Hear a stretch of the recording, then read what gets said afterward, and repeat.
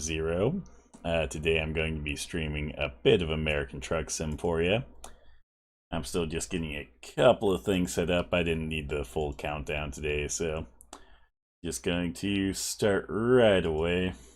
Basically, I just want to pull up my streams in the background so I can make sure that I don't get like kicked out or something while streaming, because that's not an uncommon thing to happen. So just got to get Twitch pulled up really quick.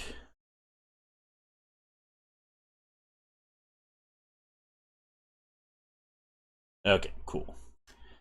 There's that. And then let me just make sure everything looks good in Streamlabs, and then we'll get to American Truck Sim. So let's see here. Yep, everything looks good here on Streamlabs. I have everything pulled up correctly, it looks like. Let me just move this window over here.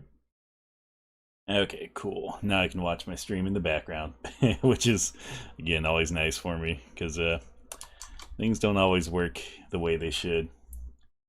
Also, I've been really impressed with the CPU I switched out to. I don't know if told you guys, but I used to have like a Ryzen 9 3900X, which is a pretty good CPU. But I recently switched out for one of the new Ryzen 9 5950Xs, which has 4 more cores and is just awesome, and I am loving it so far. Like, my CPU usage while streaming is just minimal compared to what it used to be, and I love it. I mean, not to say that was, near um, max on my CPU usage before, but yeah, now it feels minimal. Also, I realized I forgot to have my controller ready. So let me do that really quick, because most games I like playing on mouse and keyboard. This one I do prefer a little bit on controller. And now it's like, oh man, your controller's missing. So don't mind me while I fix my mistake.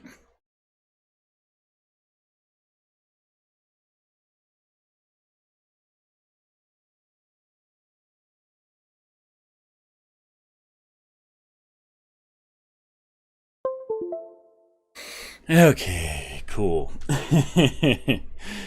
There we go. Turn down sensitivity on my mouse, so that way when I bump it, I don't like completely mess everything up. Okay. I did notice in the update notes that they added a new truck. It's not one that I would usually want. It's an international. But if we can get a bit more money, I think I'll at least check it out, see how it is, see if there's anything cool about it. But let's just hop right into it then. I forget where we are. Let's take a look at the map. Okay, we are in Coeur d'Alene, and we do have a garage here. Since we have a garage here, I'm kind of thinking of basically getting a trailer that we can just use. Let me see how much a triple reefer trailer is, because honestly, I feel like that would be a really great investment, because you make a bit more from loads that you have your own trailer for. But like, I know the triple reefer trailer is quite expensive. So even though we have like 180,000 almost, we might not even be able to afford it. Let's see. Let's just say triple. Yeah, we definitely can't afford that. Oh man. Jesus. Let's see how much a triple dry van would be. 140. That's not so bad. Triple pup. Do I have any length options? I don't think I have any length options on this one. I think, yeah, I guess for the triple, like, they're all just the same length. I always forget that. How much is the insulated? That would be basically all of our money. That leaves us with a bit of money. We'll go with that one.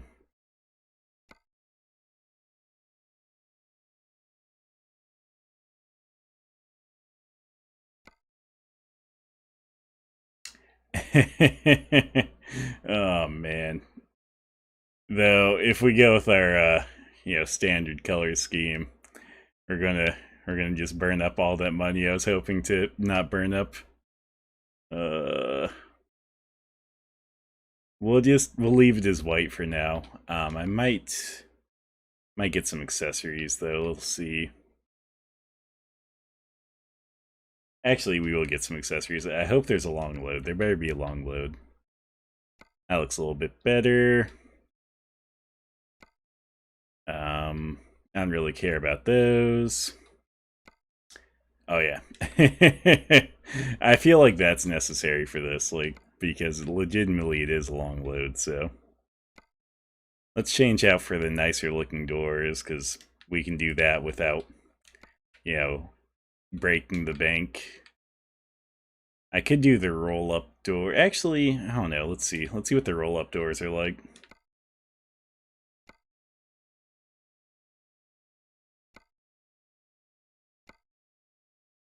I love how it got rid of the banner, even though you can still have the banner with that type of door. Yeah, let's just do roll-up doors.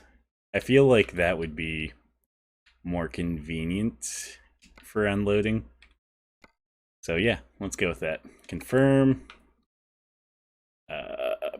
Purchase. And oh, I thought there was a garage up here. Oh wait, it is. There probably is a garage up here, and I probably discovered it. Okay, we'll just send it to Boise. We'll just fast travel to Boise as well. So, let's see here. Send it to Boise. I'm going to go to the trailer manager because if we don't do this, I guarantee you someone is going to take it before we can. Or actually, we do have a reefer triple. Well, darn. Okay. Never mind. I guess we do have a reefer triple. I bought that trailer for no reason then. That's on me. So yeah, let's just quick travel down to Boise then.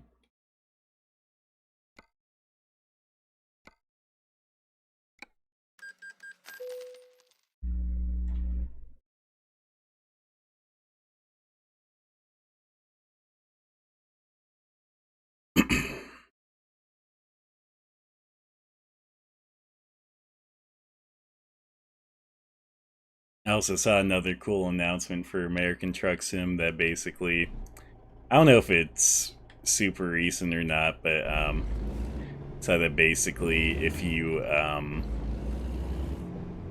log into World of Trucks during a certain time frame, they're actually doing a promotion with like Thrustmaster, who basically makes I should say wheels and shifters and stuff for these types of games, driving simulators. And yeah, it was one of those things that was pretty cool because yeah, you can get like an in-game item for it, and I think they're actually doing a giveaway as well. So I realized that I'm an idiot because like the road that we need to go on is actually back here. I was expecting a different road to be available, but I was like, nope, it's back here.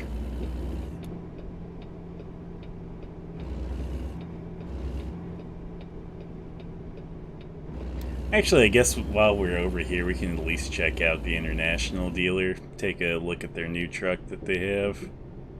Or, I mean, new to this game. I don't know that it's necessarily new overall.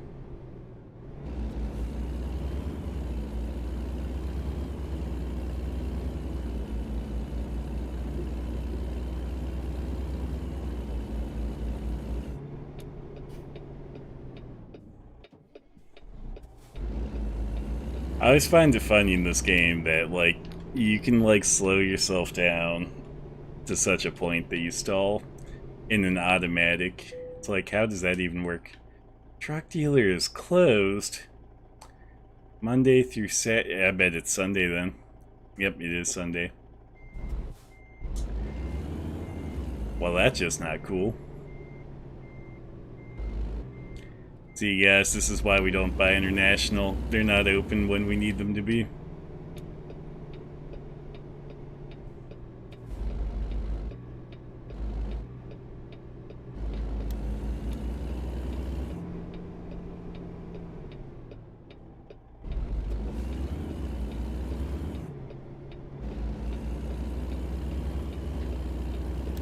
Totally thought that guy was going to drive into me.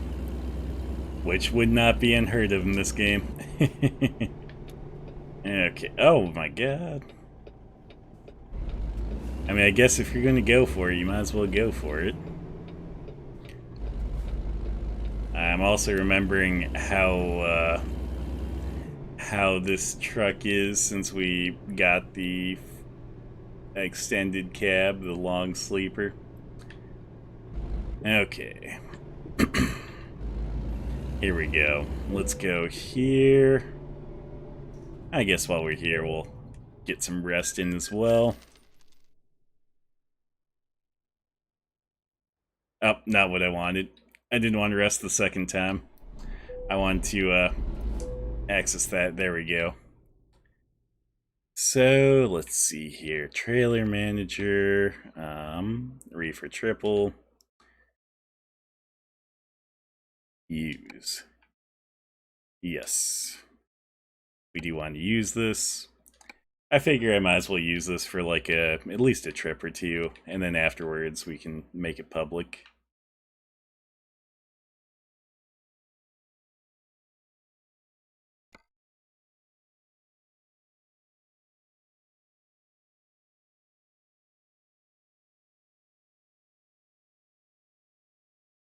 Okay, I just wanted to check the stats on that. Okay.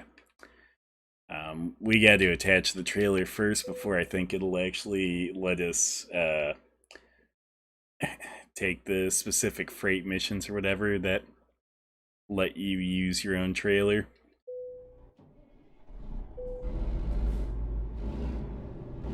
I'm actually surprised though, because like, oh my god.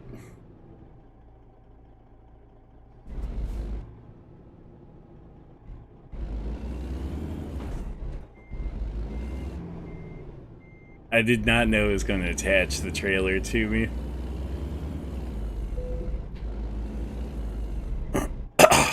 Okay. That was inconvenient, actually. Let's see here.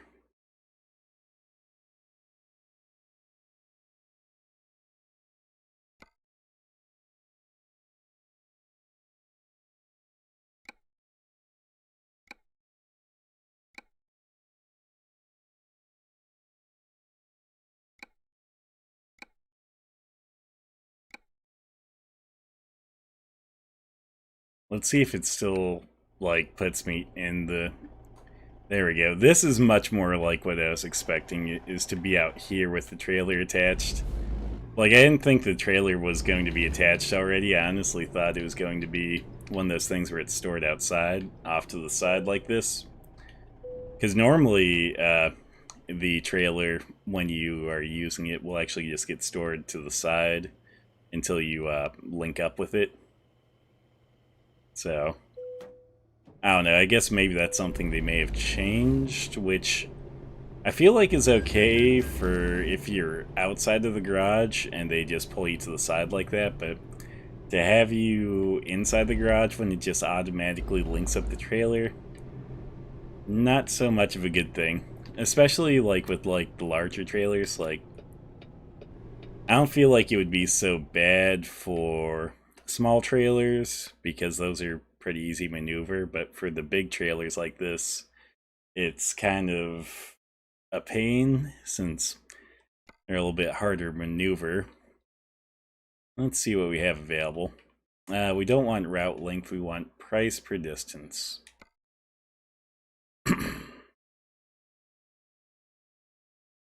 Okay, let's check the external cargo market. Oh, there we go. Here we go. This is going to be a pretty good paying job. 130 per mile, basically. Oh shit. We need something in the Boise area. 85. Let's check the freight market.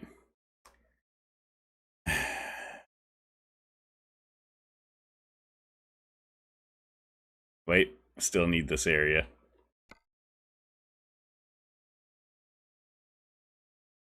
I mean, those are special missions, so I'm, a little bit less apt to take those. But let's see what we have for this then. So yeah, let's just go with the one up to Sandpoint. That one pays about 85 per mile, which compared to the freight market for non-special was pretty good. I just want to take one more look at this. Yeah, let's refresh. Okay, I guess not. Let's look at the extended contract or external contracts. No. And we'll do the freight market one more time just to see if there's anything of interest. Yeah, so it looks like the cargo market is going to be the best one. So we'll grab this here. We'll do that.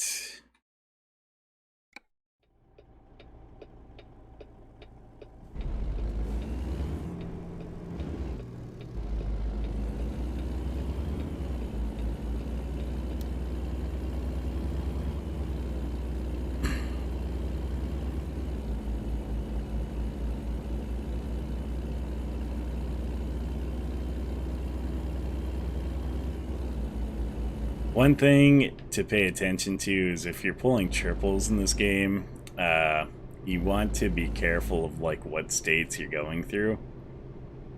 I know certain states will fine you basically for pulling triples in this game. I mean, in real life, I don't think you'd even be able to, make deliveries to those states or whatever. But in this game, they fine you.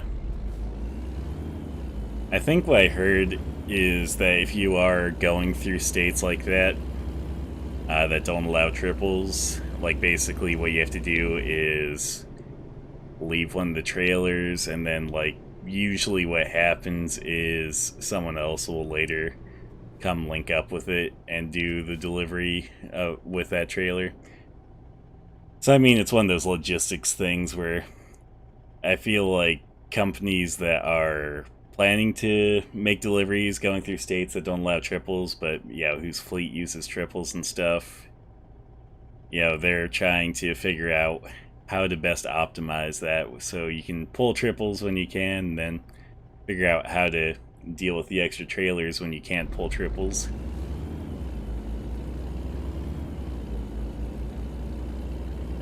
But I wouldn't fully know since, I only virtually truck, so I'm just going based upon things that I've heard, so.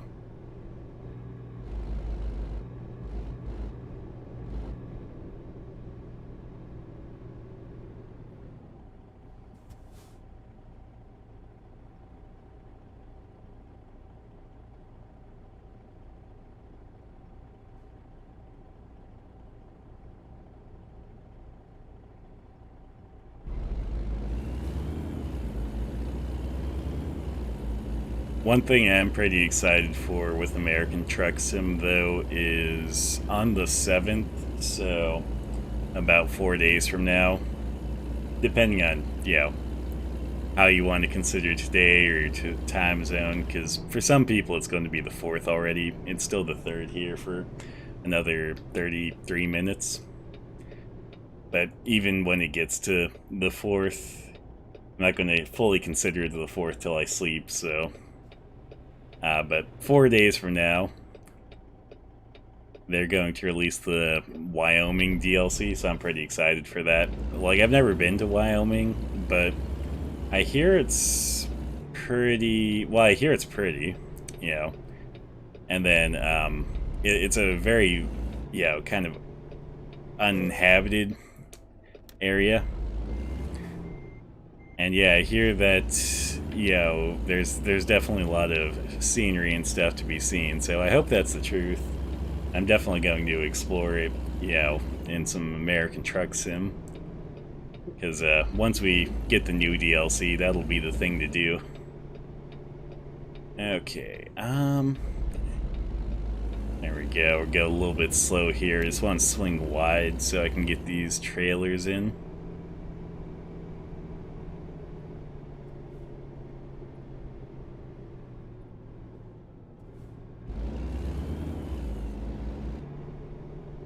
And we'll swing this one wide too so we can get these in.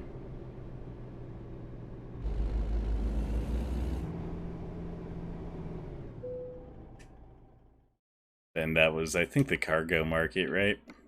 Yeah, it was the cargo market. So we'll take that job. Ah, sweet. Loading shouldn't be too hard. Let's see if we can line this up without, like, messing up here. There's a lot of trailer to get lined up, so...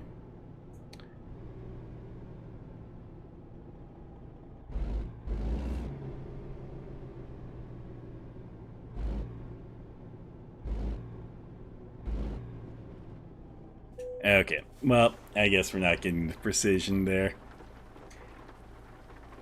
That's just how it is. Okay. The one... Actually, I guess there is the light switch on the side. I always forget about that in this. I guess the one thing with the Kenworth that I do have a complaint about is just that it doesn't have an indicator for certain things. Like, I wish I had an indicator for, let's see, cruise control. There we go. Just because it'd be nice to know when you have that on or when you don't have that on, as it doesn't have that. At least not that I've noticed. The light indicator leaves a little bit to be desired since it's not really super noticeable. You can kind of see it to the right of the little, I guess, potpourri bag is probably what that is. But it's not necessarily the most noticeable since it's like a black on black type looking thing. So, kind of hard to notice sometimes, especially if, like, the light isn't necessarily the best. But here, I can flip it around for you guys so you can see. So this would be off. That's running lights, and that would be on.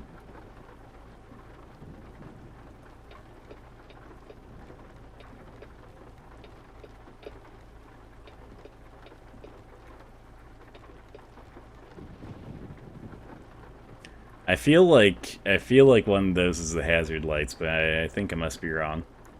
Let's see, where's the hazard button? Is there a hazard light button? Not one that I'm seeing.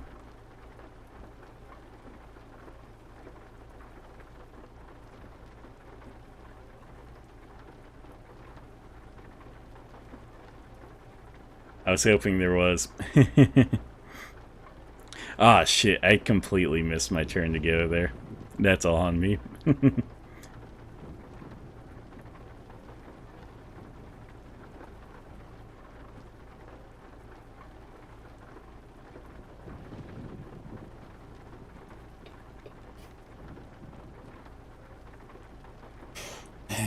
See, that's the one thing when you get distracted with the small details in this game.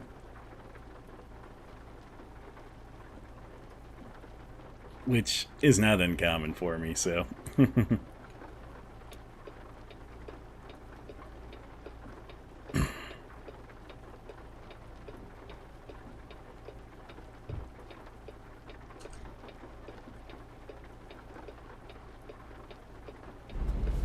Also, I don't know why the information display isn't always the same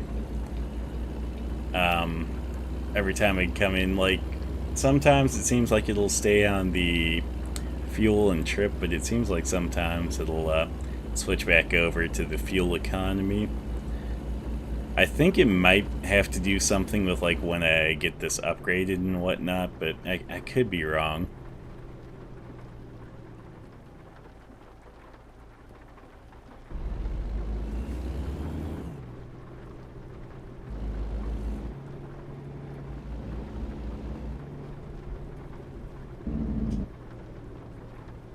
Well, that was a useless light. We made no progress at all there.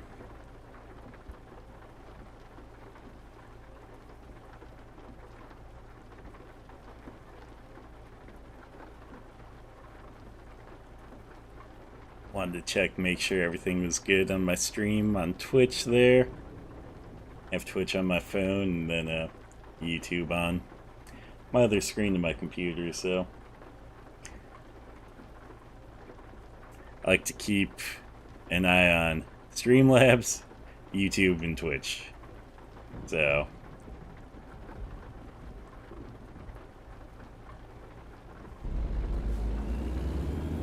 give you guys a little bit of eyebrow action there.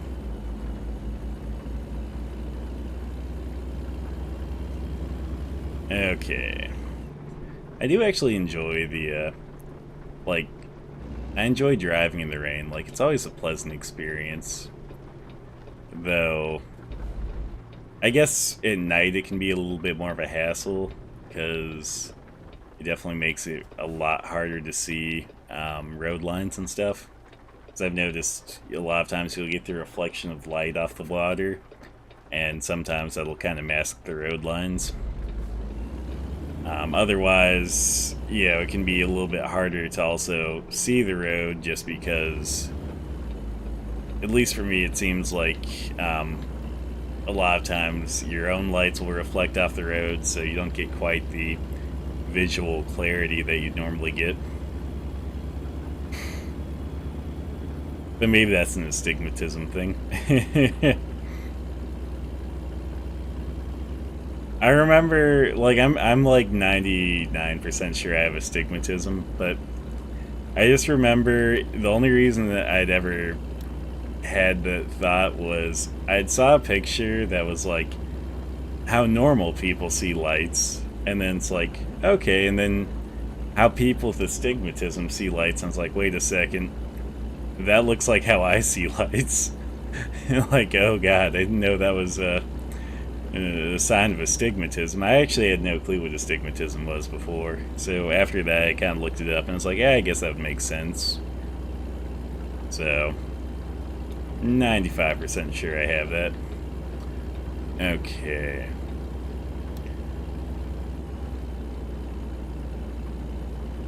I don't think it's necessarily anything too terrible.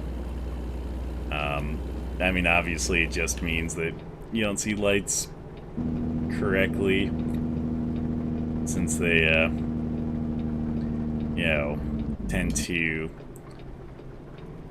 get distorted, or I guess however you want to say,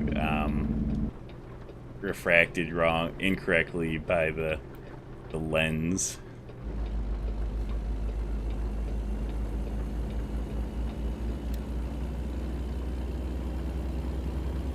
It's always interesting, the human body.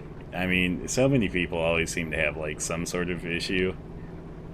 I mean, there are definitely people out there that have, like, completely perfect health, but it seems like your average person has some sort of issue. Whether it's, like, minor or major, like, they have issues generally. And yeah, I was speaking only in the physical regard, but I guess the same applies to like the mental and emotional regard. Like, a lot of people usually have some sort of, you know, minor or major mental or emotional issues as well, which, yeah, depending on the severity, depends on how bad it is, or it determines how bad it is. There we go. Jeez, I can't speak. One of those no-speak days. I mean, to be fair, it always seems like I get those days after a really long day at work, so...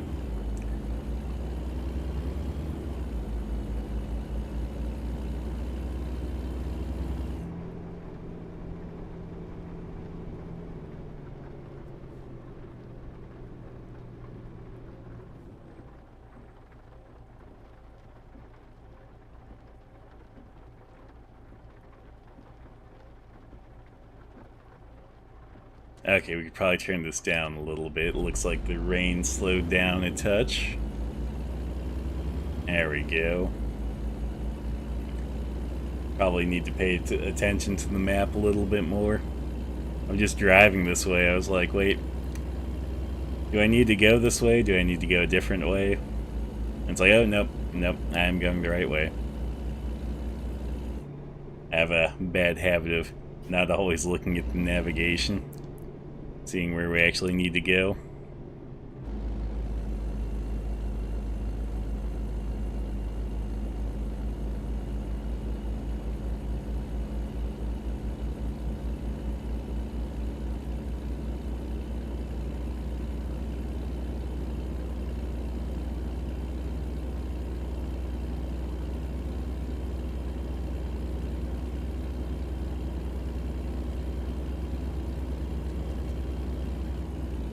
Okay.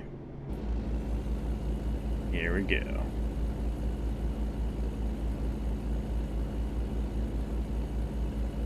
So I feel like I always get worried on the corners when pulling triples in this game.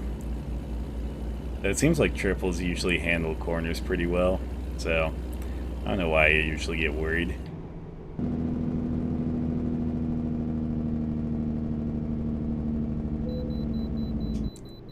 I figured that'd be the case. Of course, it has me like pull into the weird one here. Always like my least favorite one to pull in. Especially like since getting back on the road's always a little bit of a pain.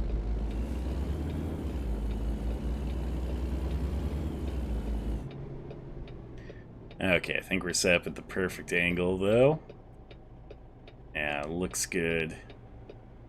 I just gotta wait for a break in traffic. No, okay. I thought maybe he was, like, slowing down for me. Like, sometimes in this game you'll get lucky and people will let you in, but that's not usually the case. But we have plenty of time now, so...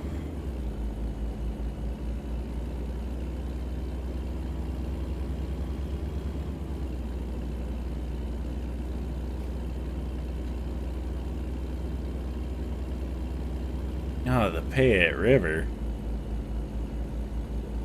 You know, I feel like there's a lot of things labeled as Payette. Yeah, because I know there's a town called Payette here in Idaho, and then there's the Payette River, and I'm sure there are other things that have that label, so... I think that's an Indian tribe, actually. I don't know if it's something we actually have around here or not. I'm not familiar with all the reservations we have. I know we have a Nez Perce one for sure.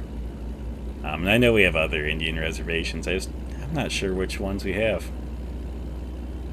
Guess I should probably look into that sometime. Not necessarily for like important stream info or anything, but just for, yeah, being able to get a little bit more history and context of my own state. 'Cause, yeah. Native American tribes are always interesting. And I know there are so many things named after Native American tribes in Idaho, so it would be cool to know the origins for those. To be fair, I have studied a bit of Idaho history, but stuff kind of flies out the window when you have like high school and all of that. Yeah, you let go of a lot of knowledge because like, I'm not going to need this. And then, you know, sometimes your curiosity makes you think like, I wish I've retained that. It might have been important, or it might have at least been interesting.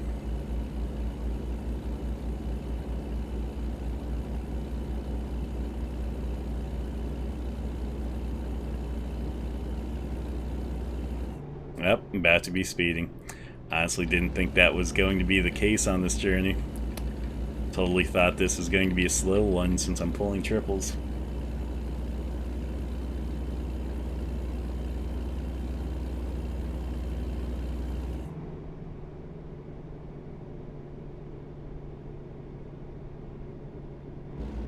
One of these days I need to be smart and like either reposition my screens so my main screen is on my right, because that's where I'd prefer to have the webcam,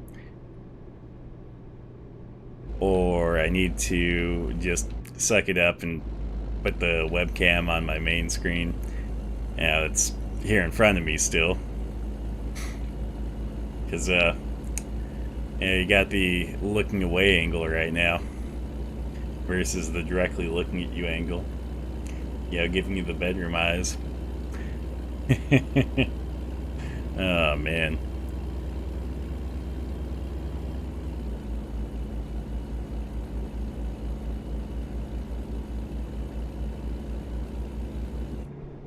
I can't believe I'm already speeding again. Just a force of habit.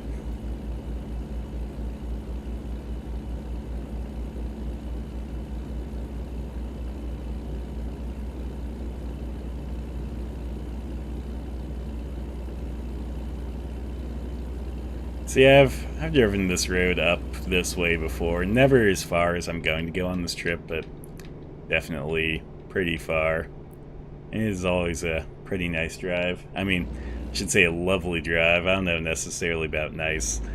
The first leg of this is on 55, I believe, is the highway number, and it's Idaho's like most dangerous highway. Which, if you've ever driven it, you could easily understand, since you have people, like, you get to blind corners like this and you have people trying to pass sometimes. It's a real pain. I know when I'm headed up north in Idaho, it's like, generally, if I can, I generally like to take 95. Just because it's a little bit longer, usually. But on the flip side, it's generally a bit safer.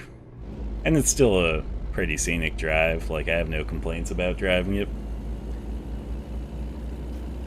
Though, going up 55, you at least get to go through McCall and, yeah, I feel like you do get to see a few nicer sights and a bit of better scenery.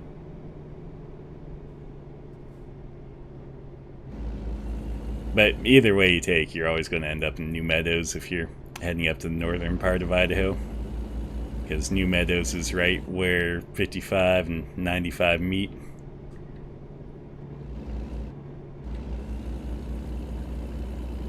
Actually, I had to hitch from New Meadows all the way down to Caldwell, where I live once.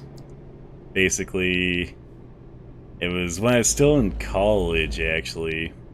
I was driving down for one of the breaks. I think it was winter vacation, but it might have been summer vacation or spring vacation, who knows. But yeah, when I was like coming down, I had not seen like a car the whole night. Yeah, it was late at night too, since like I always like to leave later in the night so I didn't have to catch any of the college traffic out. Because if you went like earlier in the day, yeah, that's when everyone else was leaving, so you always had to deal with more traffic. So yeah, I'd always wait until usually like, I think 9 or 10, and then leave. I think originally it used to be like 11 or midnight, but I discovered pretty early on that I can't manage that. Like that leaves you a little bit tired when it's a 6-hour drive. But yeah, no, anyway, back to the main point of the story is, hadn't seen a car on the road all night. Come around this corner and there's this huge ass rock in the road. So I was like, okay, the thought went like, well, what about the other lane? There's a car in that lane. And it's like, well, what about the side of the road? Like, maybe I can just go off to the side. And there was a pit of rocks over there, so it was like literally the only time I saw like a road, like another car on the road that night was like the one place that was least convenient. So yeah, I hit that and then I had to hitch all the way back to Caldwell. I really don't know anything about Blackfoot Indians, so I don't know if you mean that like seriously, like they're pretty cool, or you just wanted to use it for a throwaway joke. That is a pretty good throwaway joke, if that's the case, though.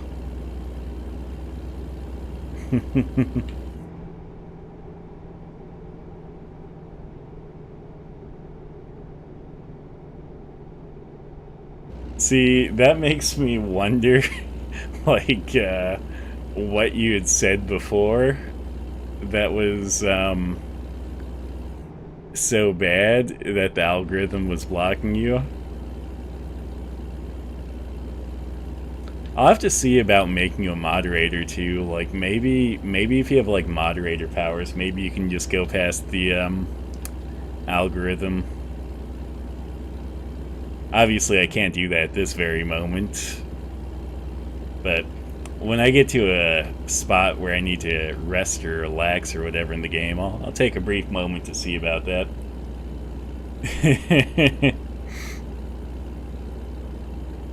Oh man. I mean, were you not able to do it with quotation marks? We discovered quotation marks break the algorithm, you know?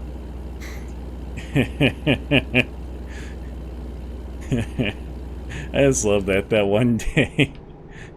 Trying to say a curse word. Oh, it blocked the curse word. Oh, if I put the curse word in quotes, it doesn't block it. Oh, Jesus. That's a sharp turn. You know what? Okay. Oh. I see why. I see why.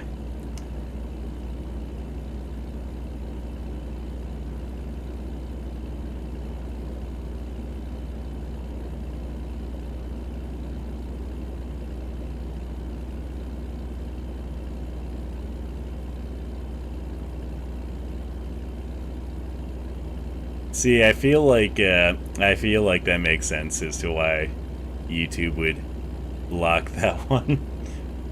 Oh, I get that it's like not necessarily that bad of a word. It just yeah, I can see why YouTube would block it. They're especially sensitive, you know.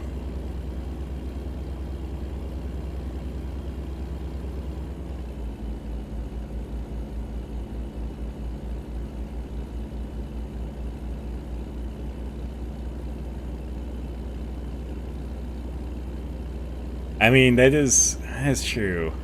But I can't remember if there's like a masculine form for that word in Spanish, because I thought the word in Spanish was just solely feminine.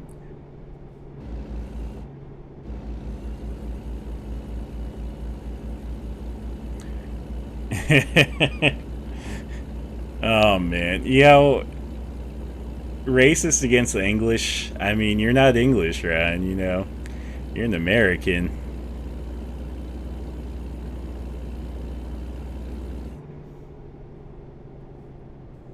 Trying to I was trying to think of like English stereotypes right off the bat, and I literally had none, which is sad.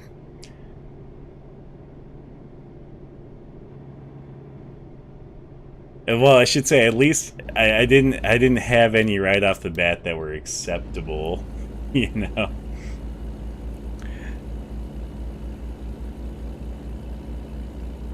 See, look, even better. That's the best type of heritage. I mean, it is like a very common heritage in the US actually.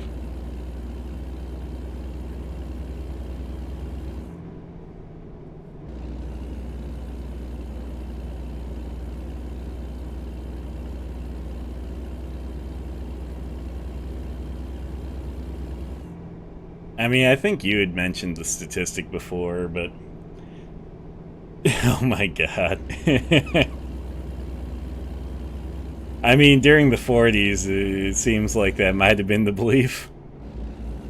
But no, I feel like you had raised that statistic once of like how many people that have European descent in America are actually like have German heritage. Like I could swear it was a very high percentage. So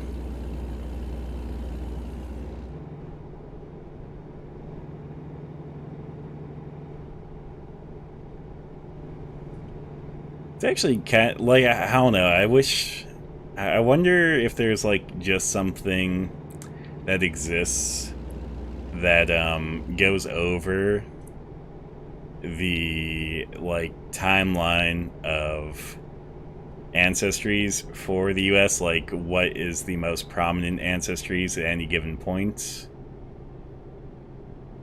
because that'd be pretty interesting to see, just to see how it evolved and stuff, where it's like, oh, here you have more like English, and then you had an influx of these people and they became the norm, and then you had an influx of these people.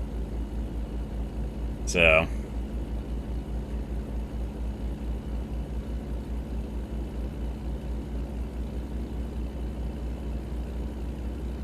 yeah, no, I get that. Modern Germany's a bit messed up.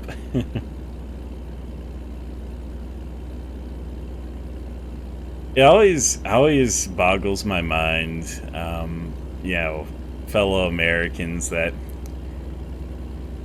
think of, restricting free speech, and then you have countries like Germany or like, the UK or places like that that like really restrict free speech, where if you say the wrong thing, it can literally be a crime, and it's like, I don't get how people here can be so stupid that they would want to take, initiative for things that would lead to that.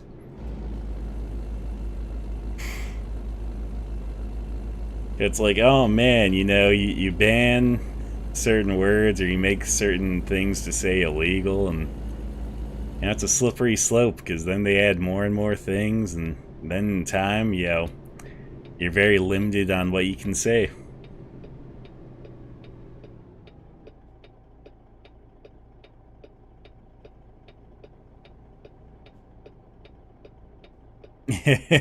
That's 100% fair. Yeah, that makes sense. Like, the modern world is pretty messed up overall, and it's kind of like, well, what level of messed up do you want, or can you find acceptable? And yeah, I could get behind that the level of messed up over there is a bit more than I'd want to bear. I mean, some people think it's perfectly fine, good and dandy, but some people are wrong.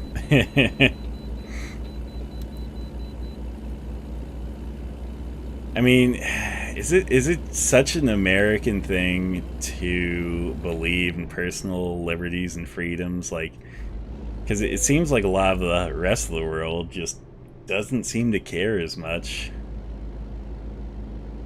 And I don't mean like, the neocon idea of like, oh, we're totally about personal liberties and freedoms. It's like, I mean that the actual enjoyment of liberties and freedoms.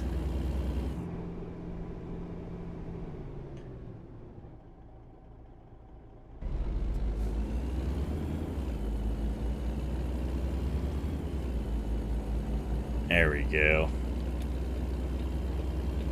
uh,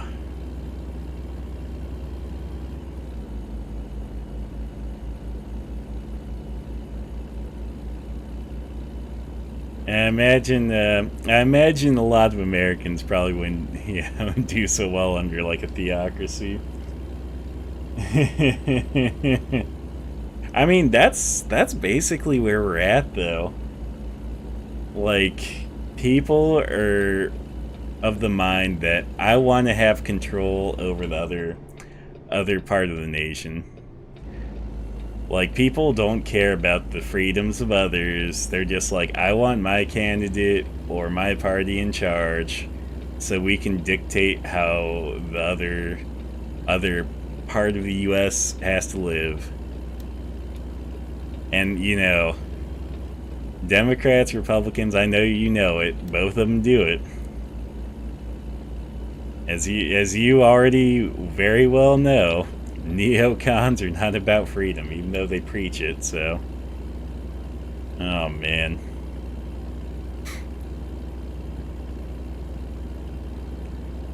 I feel like with how messed up the two parties have gotten, though,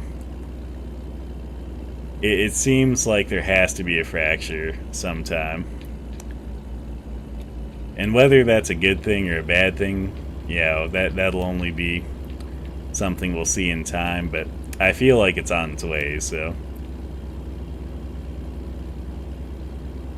Oh, man. You know what? This fucking chassis might be shit when it comes to maneuvering, but it is great for hill pulling, so. Normally I would be going much slower by now. Oh, Jesus. I can't make turns, but I can go up hills. It's like a superpower. I mean, it's really just a trade-off, but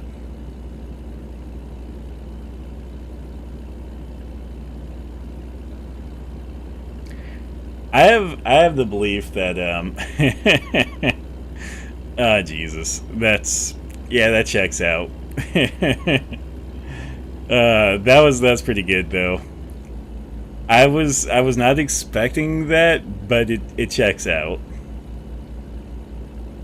Yeah, no, I always when it comes to people praying to God for health, money, a good job, happy family, all that stuff, usually I always take the view of God helps those that help themselves, so you really just kind of got to put in the work, and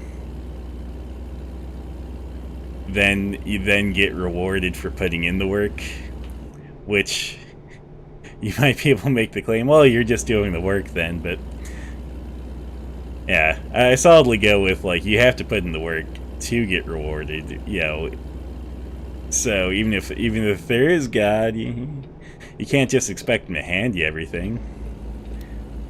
I mean, if he just hands everyone everything for just praying to him, everyone would be, everyone religious would be wealthy, they wouldn't be poor or anything. But I think that's pretty common thought, though, that God helps those who help themselves.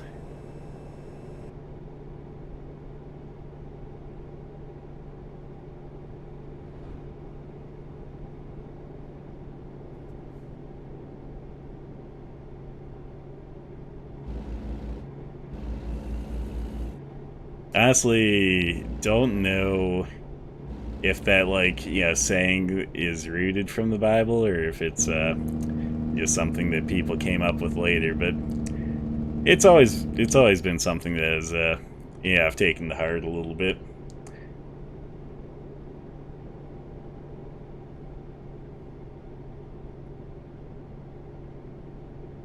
Yeah, I can't imagine too many good ways to die, so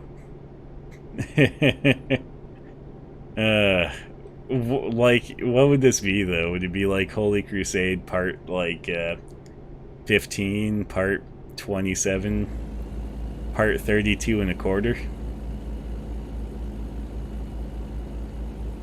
It's part 33 and a third, there we go. It's like the third Naked Gun movie.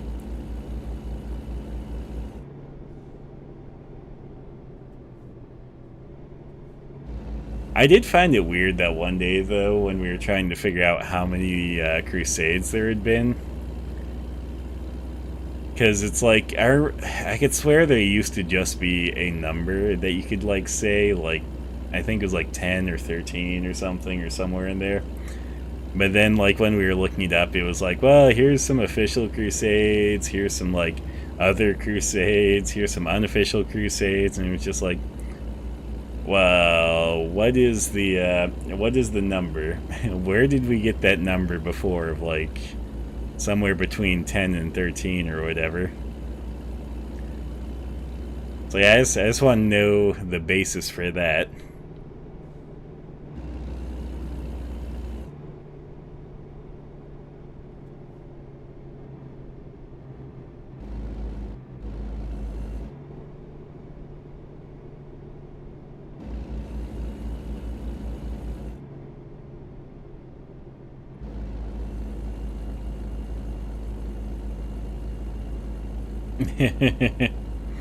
Oh man. I mean, the thing with like anything is that when changes have been made, it's hard to undo them. So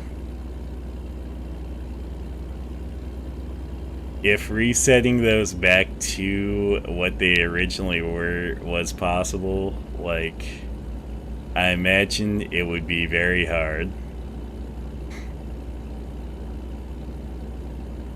I don't know if, if a crusade would be the thing that could do it, but I just know that, like, changes that have been made are always, like, that much harder to undo.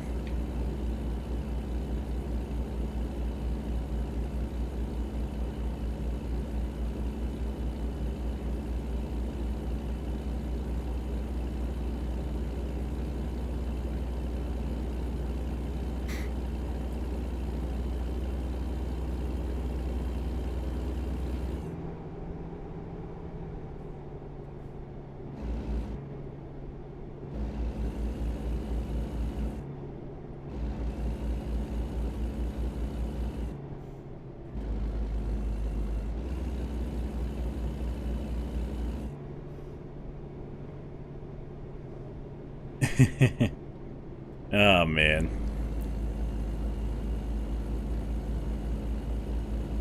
See, I feel like going on a crusade, like, I don't know, there's so many enemies in this world when it comes to personal liberties, to traditional values, to like old-time religion.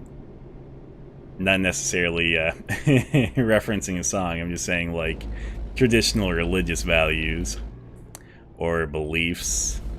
That's it'd be hard for you to nail down an enemy specifically. I mean, maybe you have one nailed down specifically, but it would just be hard, in my opinion.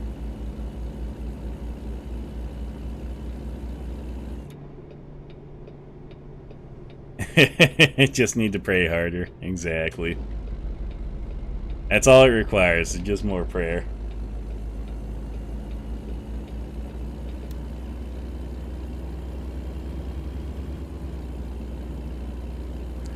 Yeah, like, it throws me off how willingly people will submit to, as you said, medical tyranny. They're oh so willing to throw freedoms out the door, and I don't get that. Like, I don't get people that are willing to throw their own freedoms away for stuff. It just makes no sense to me, because it's like, I don't know. I feel like they must not realize, like, where that leads to, or maybe they do realize where it leads to, and they're just complacent with it, which is that much worse, or I don't know. Like, I feel like they're probably just not thinking about what it'll lead to. But I don't know. Honestly, don't know. I guess this goes back to, what George Carlin had said. Think of your average person and think of how stupid they are, and think that 50% of people are even stupider. So yeah, maybe it is that they just aren't thinking about what just letting all of those sorts of things will lead to in the long run.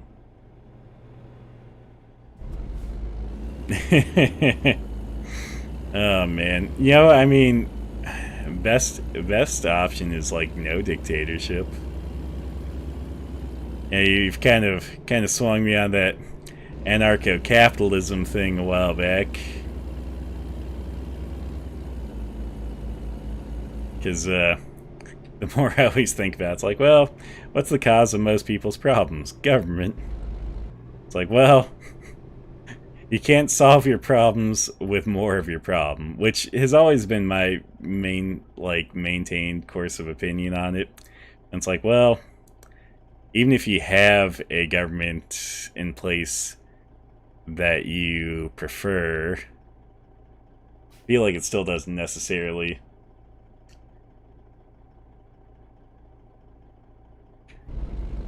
Yeah, you say it sailed, but I mean, probably has. You're right, it probably has. I mean, we'll see. We'll see.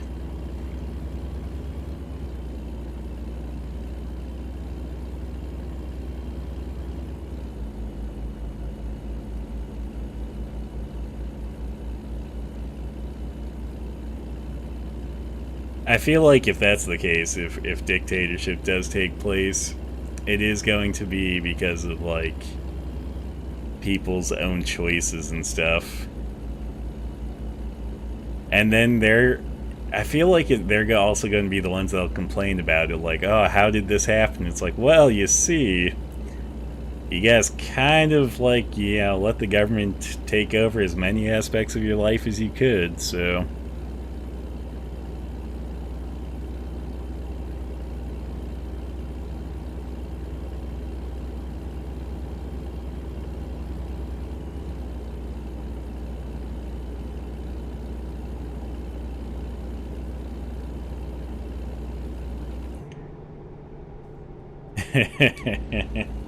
uh.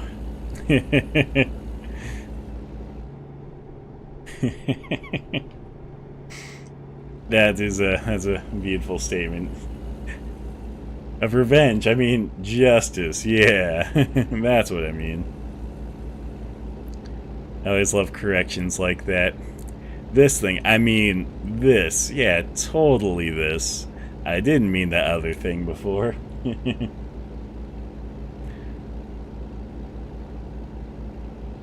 I don't know. I just like me personally when it comes to the idea of anarcho-capitalism. I feel like that is more viable now than it has ever been, since people have the ability to be more educated than ever. It goes down to personal responsibility at that point, so I don't know how well people can deal with being responsible for everything of theirs. Because I feel like that's why a lot of people give up freedoms, is they're like, oh, if I give up this freedom, I don't have to be responsible. Which doesn't make sense to me.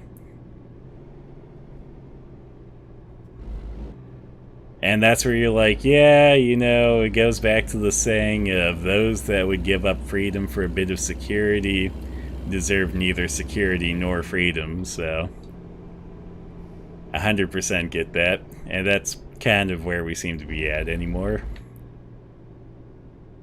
But again, it'd be nice if that wasn't the case.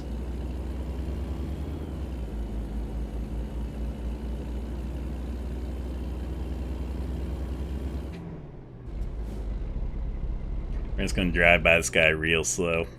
Give him the stare down. If there was a middle finger button in this game, I fucking guarantee you that guy would have gotten it.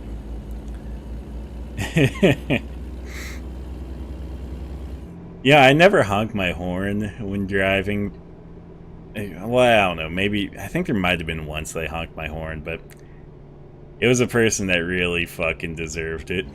But no, I never, like, honk my horn while driving, because, like, I don't know, it seems like the most extreme to me, like, even more so than rude gestures and stuff. But I have been known to give rude gestures and stuff when dealing with really bad drivers. Like, I remember this one time I was driving in a parking lot, and this, like, person was pulling through parking spaces, which they were entering the roadway, and I was on the roadway already, so I had the right-of-way.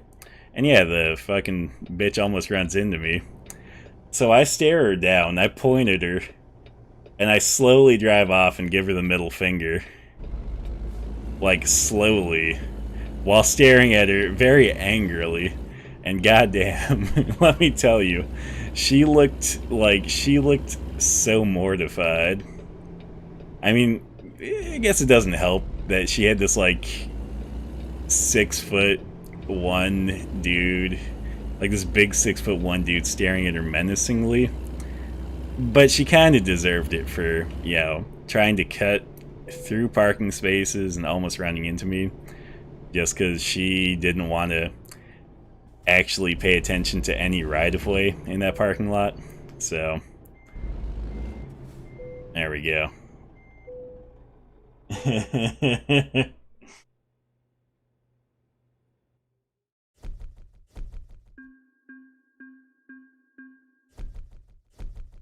Yeah, I get that. Finding truth can't always be a turbulent ride.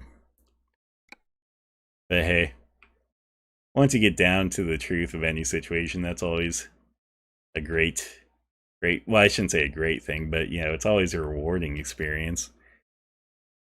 Now, let's see here. I can pay off a loan to lower my payments. Or, let's see if there's any jobs that are actually worth taking here.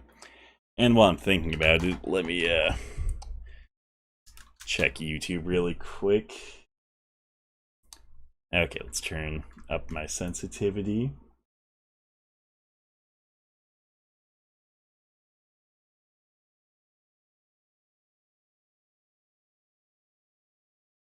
Manage.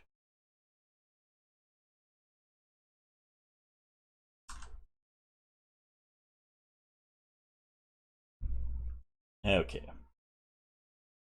Let's see here. Trying to really quickly figure out how to do this. Oh, there we go. Right click. Cool. There we go, Ryan. Made you a moderator. Maybe that'll help with yeah, when you're trying to say something offensive to me and YouTube's like, no. It might not, it might. But either way, you're a moderator now. It's a job that you were totally asking for. It's the dream job of your lifetime. Oh, that's good money. It's also good money. Let's see here. How long would that be? How long do we have to take it? Yeah, we could do that. Let's do Wednesday at 5. Yeah, we should be able to get either of these done. Let's go with this one. Actually, let's go with this one, maybe? I don't know.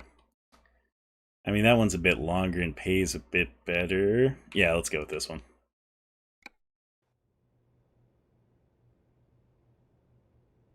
You have a point there. You're right. I messed up. 100%. Okay, let me put Streamlabs back on top. I almost put it in the background.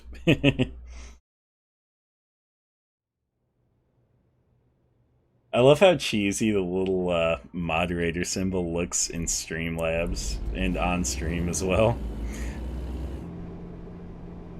Like, the YouTube one looks so much cheesier than the Twitch one. The Twitch one is like a sword, which is a little bit cooler. The YouTube one's a white box with a wrench in it. Come on, car.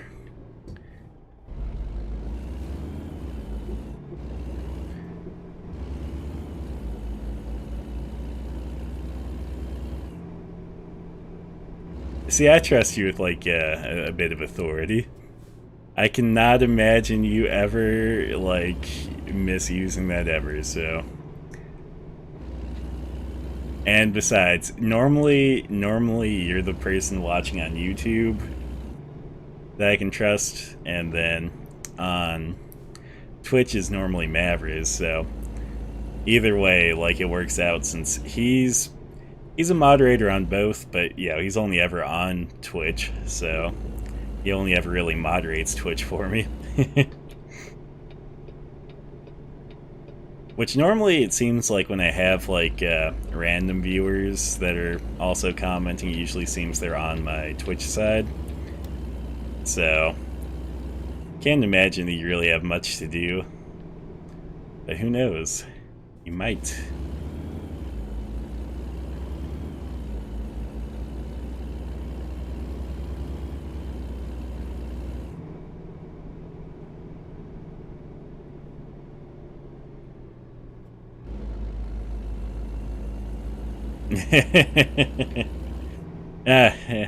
See, that's the thing, is I don't think you'd ever misuse authority, so we're all good here.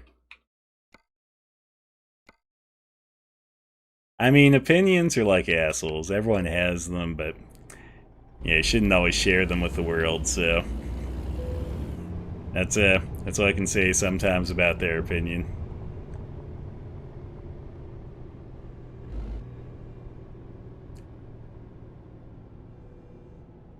Okay, not gonna line this up perfectly, so we're just going to skip. God damn. I lined the parking up perfectly, so I'm just terrible at dropping things off. Or no, terrible at picking things up. I'm good at dropping things off, apparently. Oh, this is a heavy one. This is a real heavy one.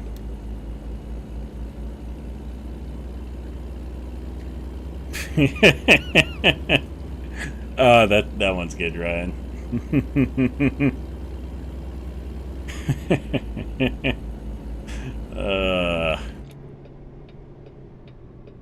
Yeah, some people are like, if anyone's like, you know, out there just like watching and not commenting, or even someone in the VOD is going to see that and they're going to be like, oh, that's kind of funny, thinking it's a joke, and then it's like, it's the truth. And that's why I think it's that much funnier, because you blindsided, you know, you blindsided me with the truth there. I was not expecting that one, but it was good. It was good.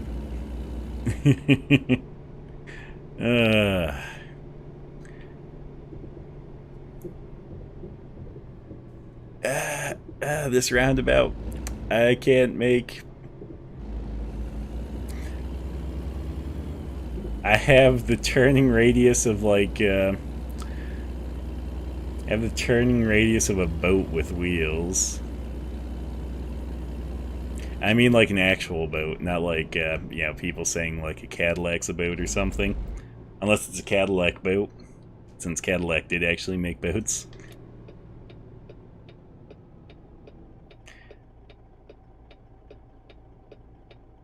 Part of me kind of wants to switch back to my smaller chassis for this vehicle, so I can actually make turns.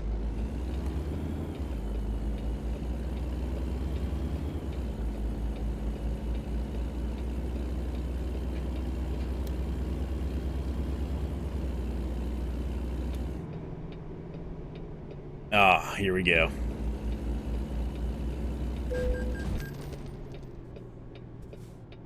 Did you just see him like stare into the headlights as you know, I came for him?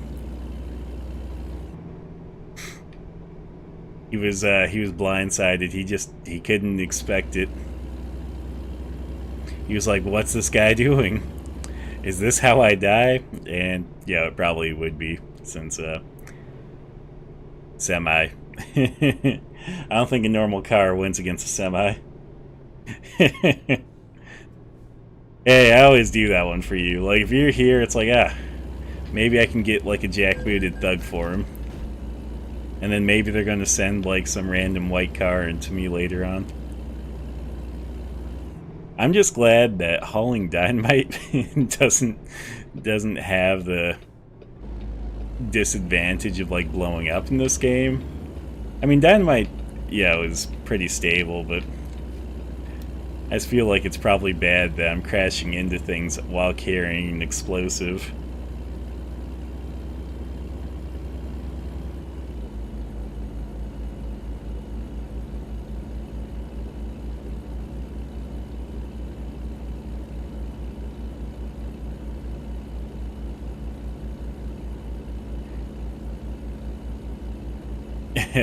Jesus. This gonna be a long trip. That's what this is gonna be. I can already tell because like my acceleration is so slow right now. Maybe I got like a little bit of like jackbooted thug stuck in the wheel well or something.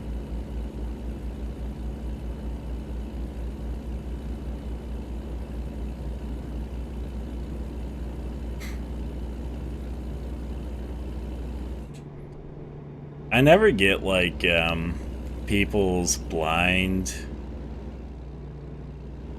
devotion to the police, or even that the people that decry the police still would be the ones probably most likely to turn to the police in a situation that is, you know, kind of beyond the normal scope. So it's like, I feel like regardless of whether they want to admit it or not, it seems like most people are definitely very supportive of the police. But yeah, I've never gotten that. I always view the police as like the last resort for most anything, you know?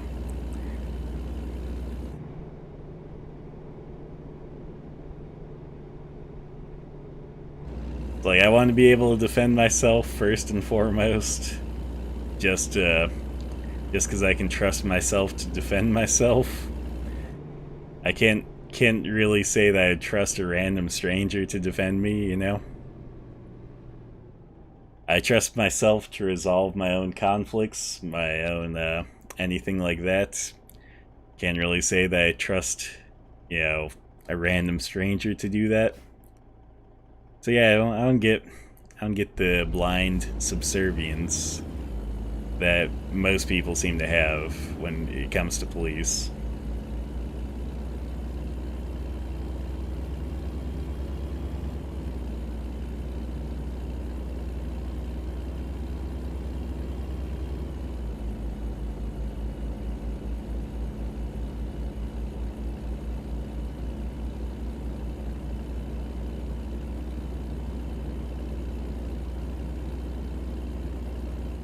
Ah, motherfuck.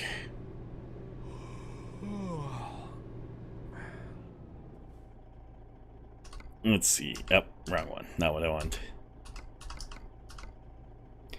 That's what I want there. Okay, that's what I wanted.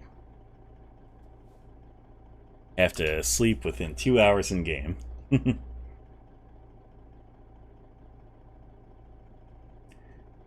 Right? No, I agree. It's kind of like they are, you know, they're going to be most subservient to their mayor or governor, since, you know, that's the person that's going to have more power over them. That's the person who's also going to, you know, be trying to tell the chief of police what to do and stuff like that. So yeah, it's kind of, I don't know, like, the police can get pretty corrupt. I mean, it's proven time and time again, because, you know, you get police shootings that should never happen, then, you know, obviously police officers will get treatment, like special treatment there, where it's like, oh, they shot and murdered someone, we're just gonna put them on like leave for a bit, and then kind of wait until this all blows under the rug.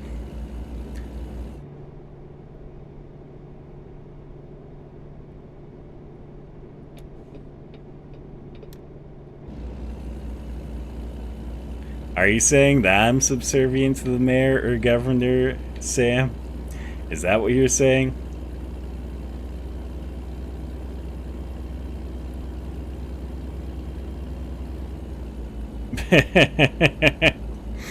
uh,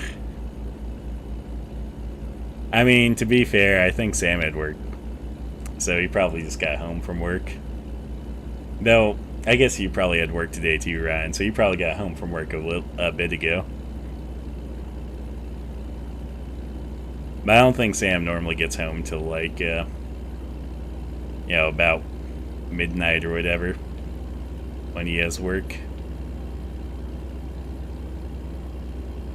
Or maybe he gets home before then, but I know how things go for him when he gets home. It's like he always gets suckered into helping out with something or going somewhere. Yeah, that's exactly what you always do. You always keep my chat super personal computer, so.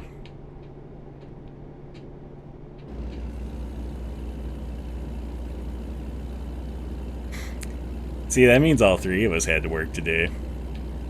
Though, to be fair, with me and work, I get done at 10, and then I usually, like on Fridays, since I stream shortly after work, I usually like lay there for like 30 minutes to 45 minutes thinking about how much I dislike my job. And then it's like, I got to go stream.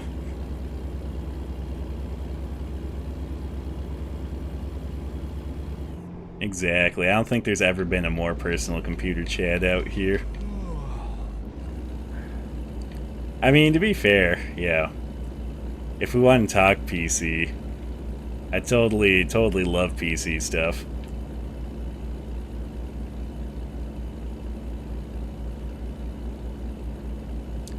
I mean, it depends on what I do after work. Maybe I want to clean up and tidy up. You ever just like crank one out after work because it was a stressful day? You probably want to clean up at that point.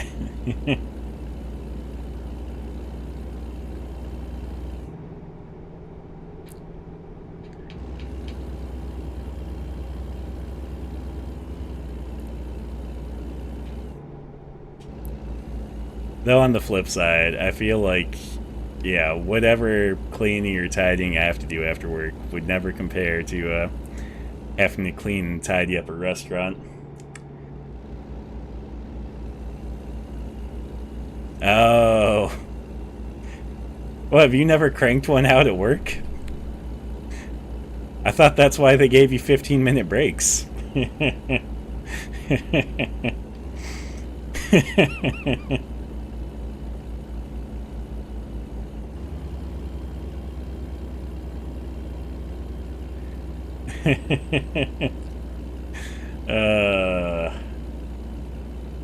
See, I feel like you're getting me now. You're getting me. Like, maybe Cam makes a lot of masturbation jokes because he enjoys it. Whoa, Ryan. Get out of here with that Holy Crusade. If I can't crank it when I want, life isn't worth it.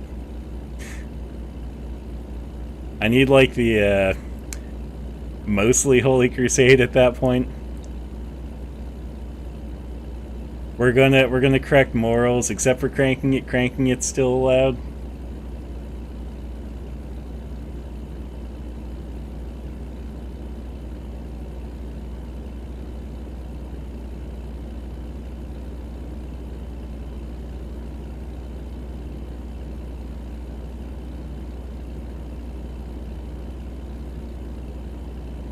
Oh, well, fair. I don't know, actually, because, like, that's a bad policy when it comes to cranking it. I want to be able to joke about, cranking it all the time. Because I do that pretty much on the daily. And that's where you're like, making jokes about cranking it or cranking it? And I only have one thing to say to that. Yes.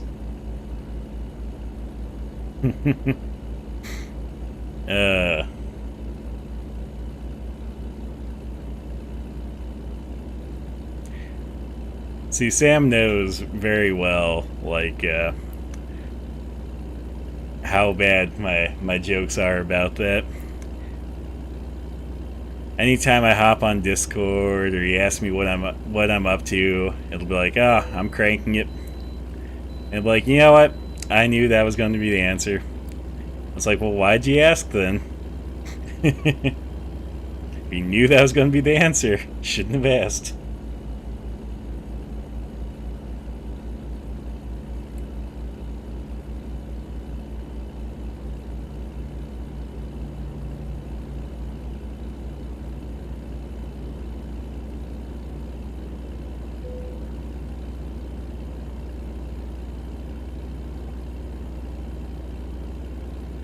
There needs to be like a official caffeine pill or trucker speed mod or something, or update.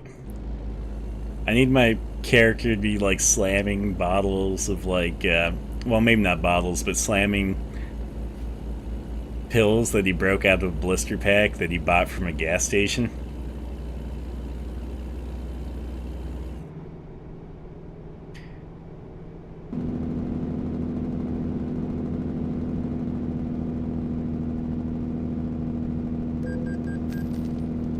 Avoiding sleep violation, that's not a thing. I would never do that.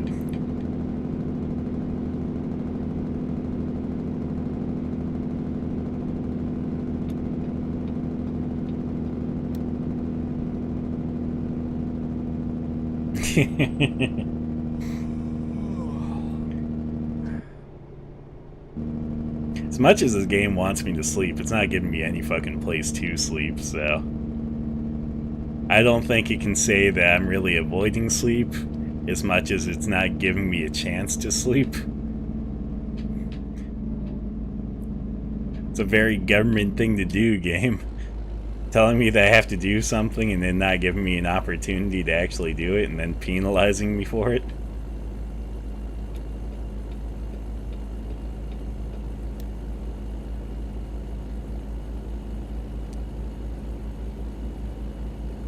Man, you got some weird hand gestures there. One might almost consider them suggestive.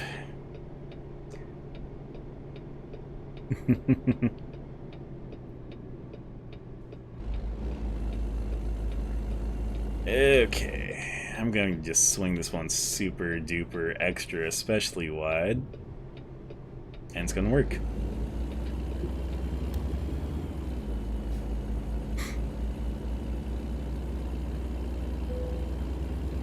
Yeah, I fucking get it, game. That's why I'm going where I'm going. Fuck.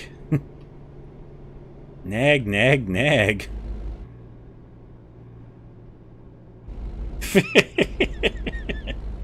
That's a pretty good one.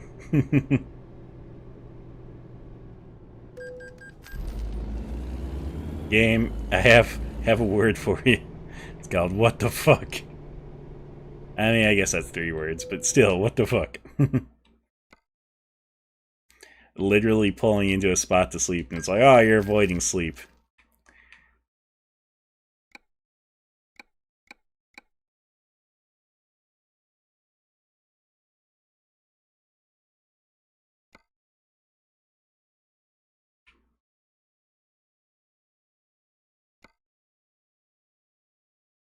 Does also repair the trailer? Yes, it does. Okay, cool. Just wanted to make sure.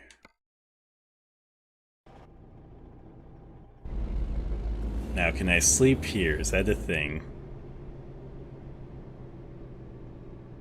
No, I have to be on the other side of the fence. God damn.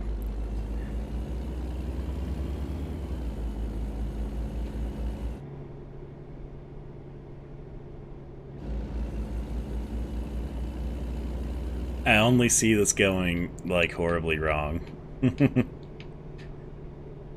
I'll pull into the designated spot to sleep, and then I'll have to back these triples out, and then they won't want to cooperate, and my life will be ruined.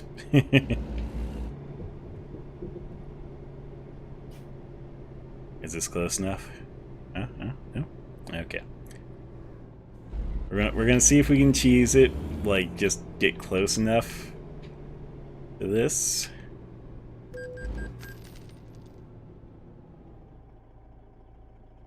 Okay, it was just that. There's not an option to let me sleep. Oh, actually, there we go. I just wanted to cheese the system to let me sleep there, without having to actually pull into a spot. Which I did. I accomplished it. Doesn't make me a great person, but makes me a person who didn't have to actually, like, try to unpark these triples.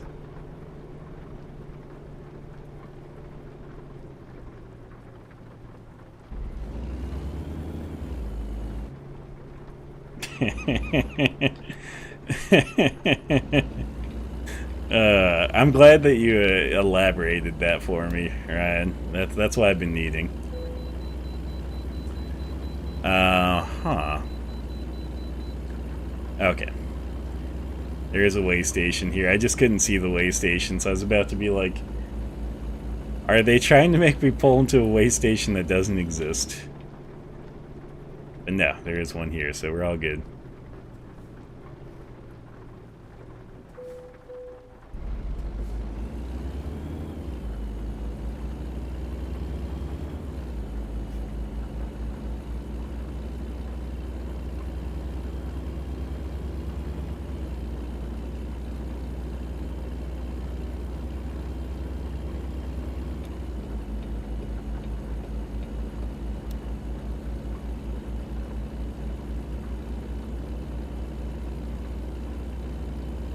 Yeah, our investment in a whole bunch of other drivers and stuff has really worked out. I'm doing a lot less work for a lot more money.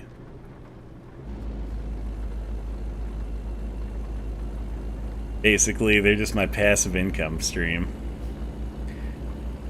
I won't be satisfied till I have like every garage on the map eventually filled to the brim with drivers. I'll have the ultimate trucking empire. And then at that point, I'll really have no clue what to do.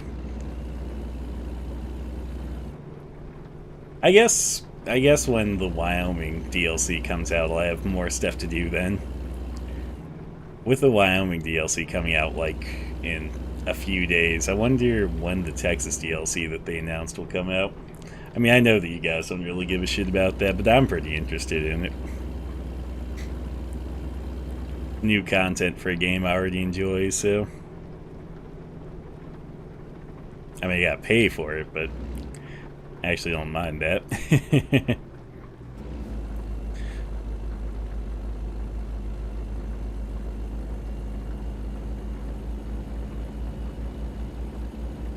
I mean, on the flip side, I would love to be like, oh, Ryan, you're totally against paying for new content for a game, but I know that's not true. I know that you'll pay for new content for a game that you enjoy as well. But I'm pretty sure you're just like, how can this guy want to pay more money for a game that is, you know, looking out a window simulator?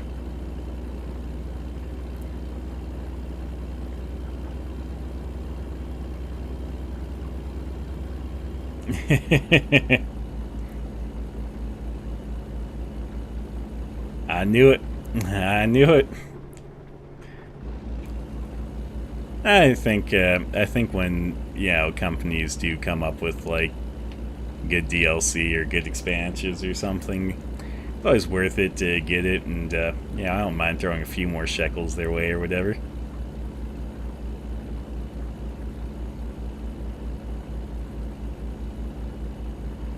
Like, especially if it's like extra stuff I can do in a game that I already enjoy, since it's like it expands how much I'm going to enjoy that or how long I can enjoy playing it, because it'll give me different things to do.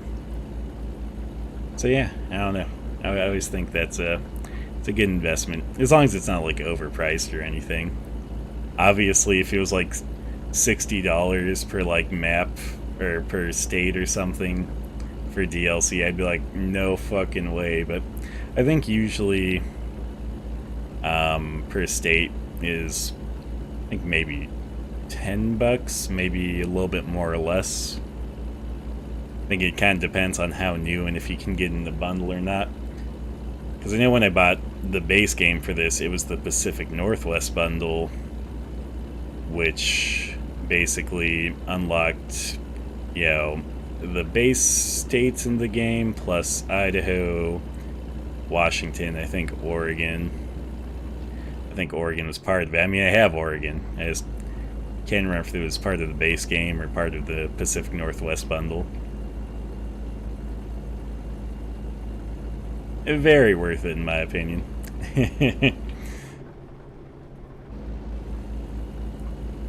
I mean, I'll have to look at how many hours I put into this game, but I think I put over 200 hours into this game, so I think one might say that I may enjoy this game a little bit.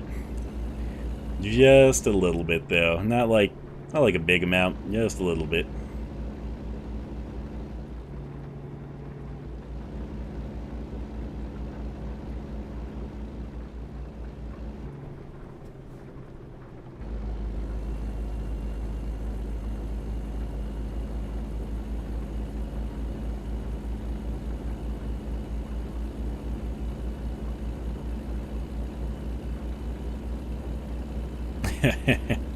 I was like, oh man, I'm a little bit thirsty, so I looked for water, and I was like, ah, shit. I fucking forgot to grab my water bottle. It's in my room with my cat. Can't believe she didn't remind me to grab my water bottle.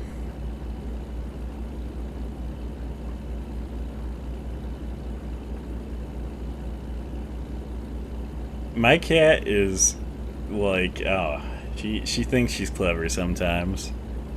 Like, she'll try to climb on my desk, and I always kick her off my desk, especially when I'm working. But like, sometimes she'll climb on like a shelf that's below my keyboard pull-out thing, and she'll try to climb on the keyboard tray. And she feels like because she's coming from a different angle, I just won't pay attention to her. But it's like, Misty, this is not any different than you just climbing on top of my desk, because it's still going to end the same way with me kicking you off my desk. I get that though. I got a million things on my Steam wish list too, which also has led to a lot of Steam emails. I mean, one of these days, you know, maybe I'll have like enough income that I can just buy every single fucking game that I want. But yeah, I mean, I guess I probably could, but I have other things I'd rather put that money into generally.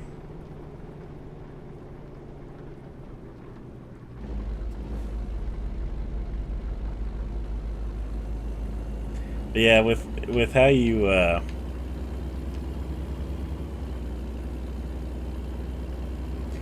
you play games, yeah, I can understand that, where you might want to thin that out a little bit.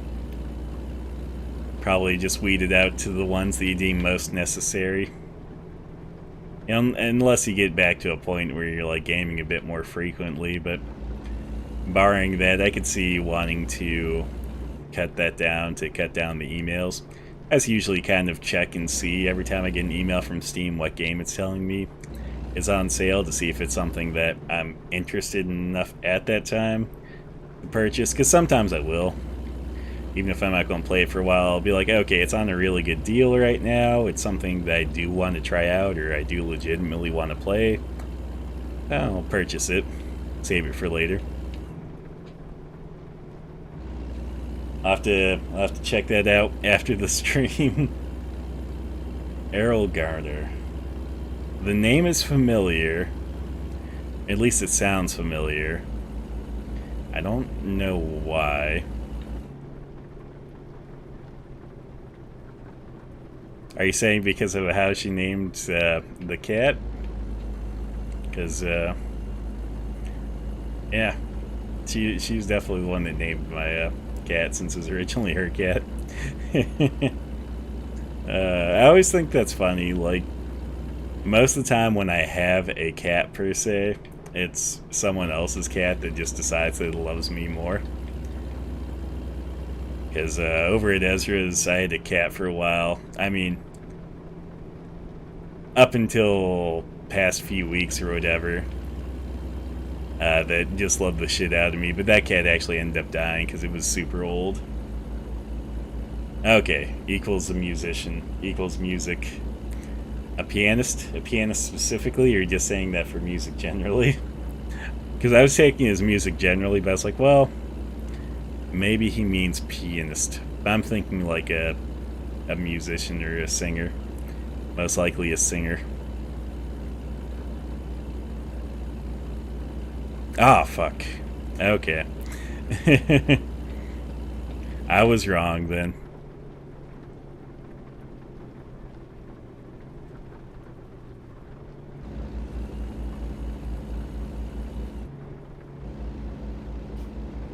I'll definitely have to check that out later then. I'll have to play it for my cat. Be like, this is your fucking song. My cat won't give a shit. She's old, she's curmudgeonly.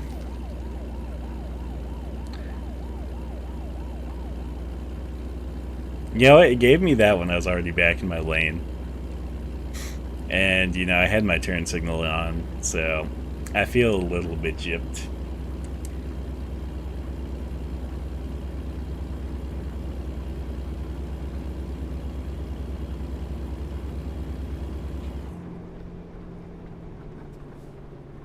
Based upon my cat's meow, though, I always thought my cat was a big fan of the Chainsmokers. I mean, you've heard my cat meow. I've definitely heard of people, like a few people, describe my cat as sounding like she smoked way too much, which I personally think sounds true. Like, my cat, for some odd reason, sounds raspy, like she used to be a smoker or something.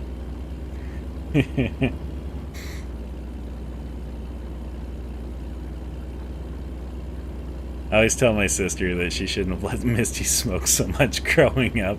She's like, oof. I mean, she obviously, yeah, laughs at that, but yeah, I don't know why my cat sounds the way she does. I don't fucking care. Yeah, what would have been the, you know what would have been pretty funny for that is the way to eliminate your typo obviously would have been to remove your own message and then just, yeah, redo it. I don't know if you can actually remove your own message as a moderator, though. Like, I feel like you should be able to. Like, you should be able to moderate yourself, right?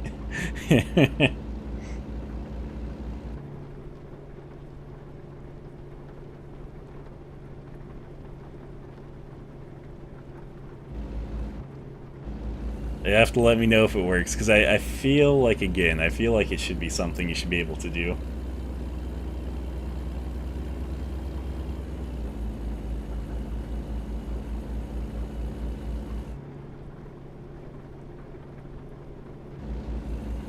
Yeah, we're talking about moderating himself.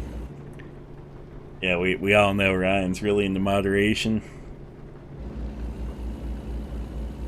He would never go headlong into anything or fully devote himself to anything.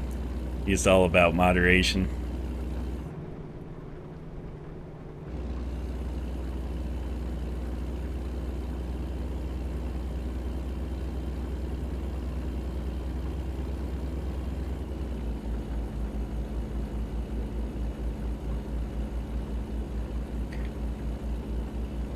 I mean, he's got just as much authority on YouTube as you do, so.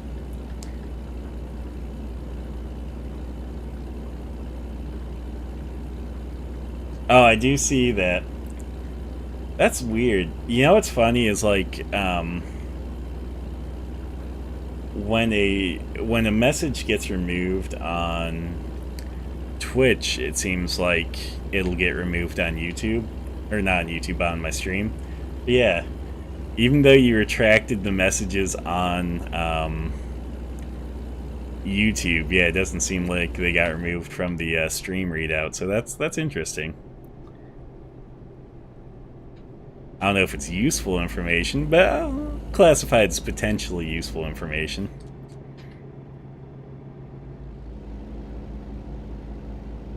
Because, yeah, I do see in the YouTube chat that shit was retracted.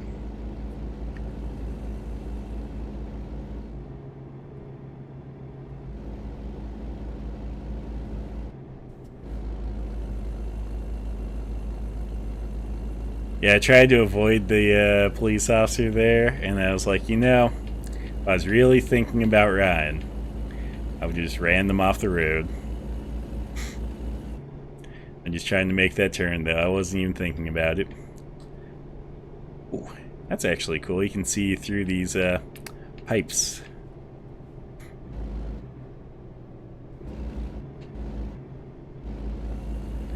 Which I feel like you could probably see through the upper ones too if you had the right angle. It just don't have the right angle here. You can see through these lower ones, so.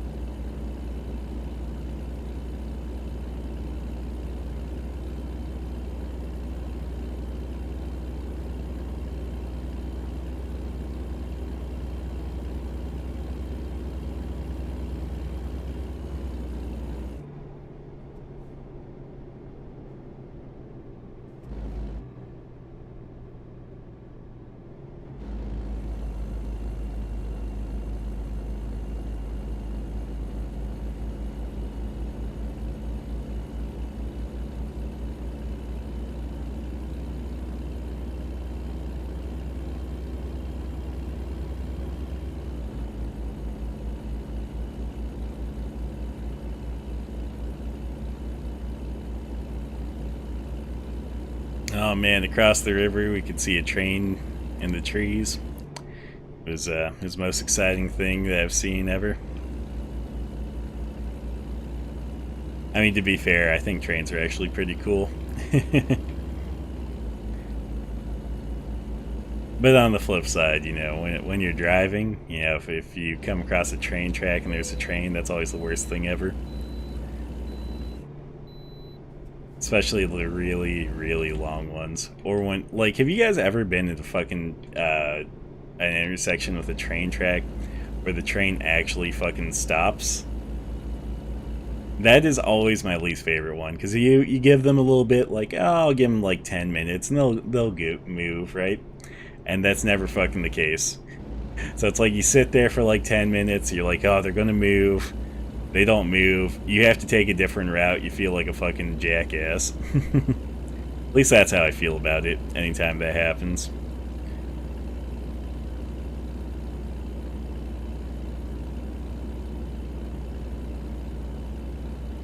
But luckily, you know, most places you need to go, there's usually an alternate route, so that's usually something you can bypass at that point.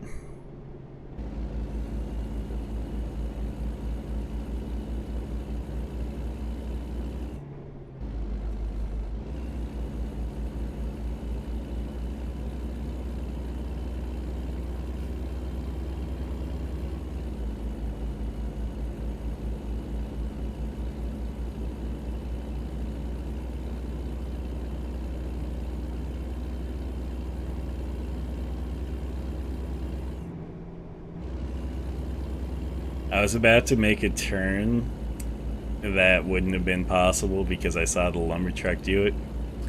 I was so enamored by the lumber truck, I was like, I'm gonna follow them. And that was gonna be a bad idea, honestly.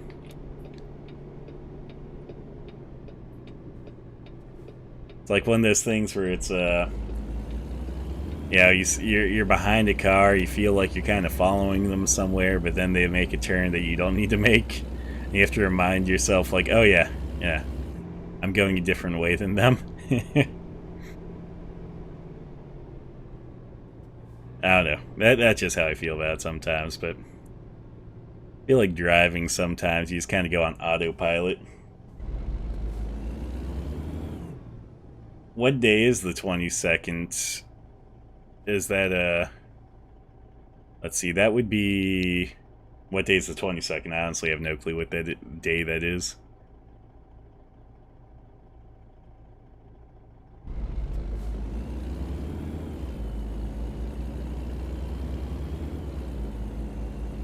Wednesday.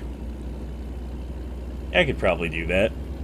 I'd be, where is Chalice? Like, how far would it, like, is it? Because I do have to work on Thursday. So yeah, I'd want to be home, you know, at least before like 2 a.m. But yeah, if it's something, we definitely make that trip in that time. Chalice. I know I've heard of it. I'm just trying to think of where it is. God. Oh, fuck. I forgot. This is this exit.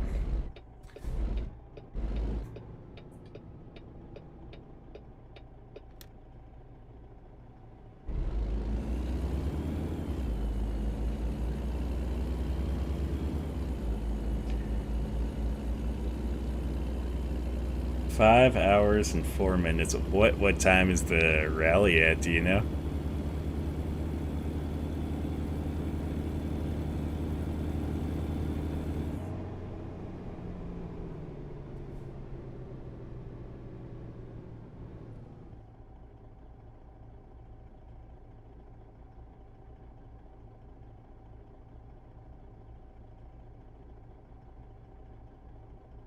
PM. So we'd probably be done, I'd imagine, like 7 or 8 p.m. So we could be home by like 1 or 2 a.m. Yeah, that'd be fine. I'd be down. I'll just have to let Ezra and the guys know, and then also Zach know that I won't be available that day. It's normally would have the gym and then also some other plans that day. But yeah, I can just let them know that, hey, I'll be out of town on Wednesday, the 22nd.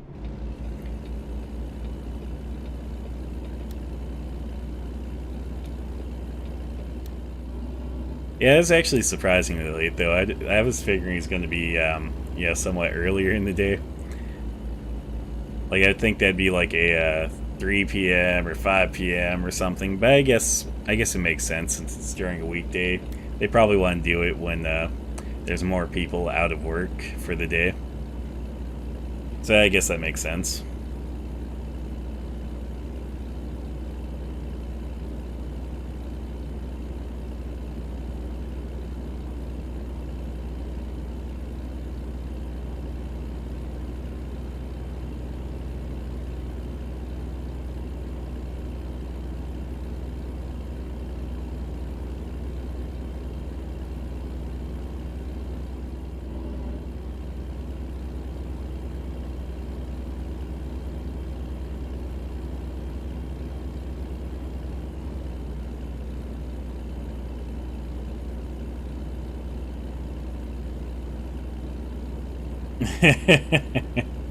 Oh man.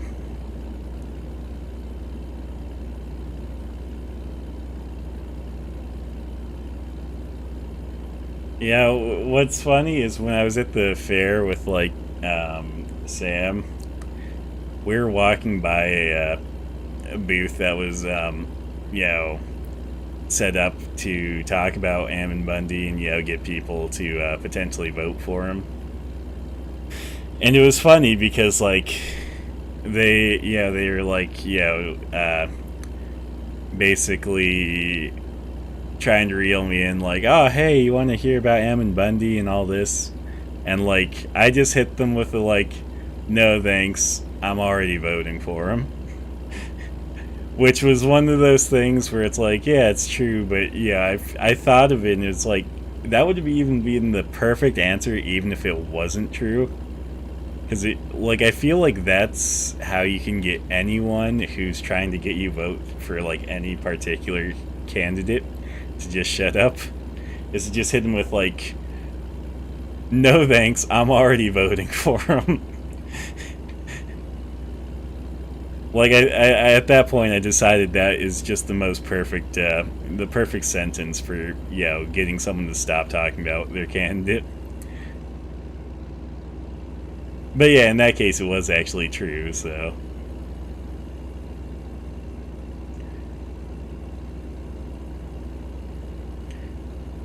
I will feel like, it'll be making up for me voting for Brad Little last time. That seemed like a good choice last election, then just turned out to be a terrible choice. So, oh, they were super happy about it. It's like, oh, cool, that's good to hear. It's like, yeah. As I just kept walking off, it's one of those things where it's like, yeah, you get a little bit of almost shouted conversation as I walk off, but yeah, it was they were excited.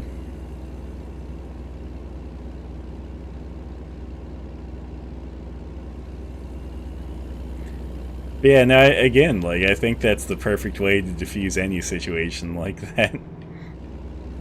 Because regardless of whether it's true or not, like you've basically ejected yourself from that situation. Because it's like, at that point you've told them like, you're not going to sway my mind on the candidate because I already believe in said candidate. Again, whether it's true or not. In this case, it was true. So, and at that point they're not going to be like, oh, we need to convert them to being a believer of this candidate. Like, nah, they're already on board.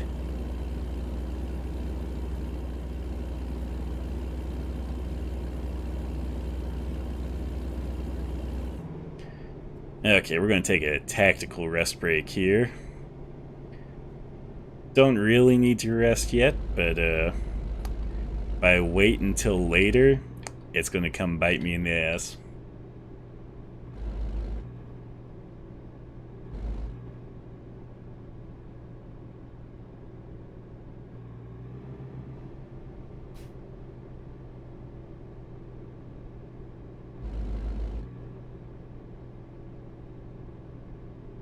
Man, are you trying to get me to go through catechism with you? Is that what this is?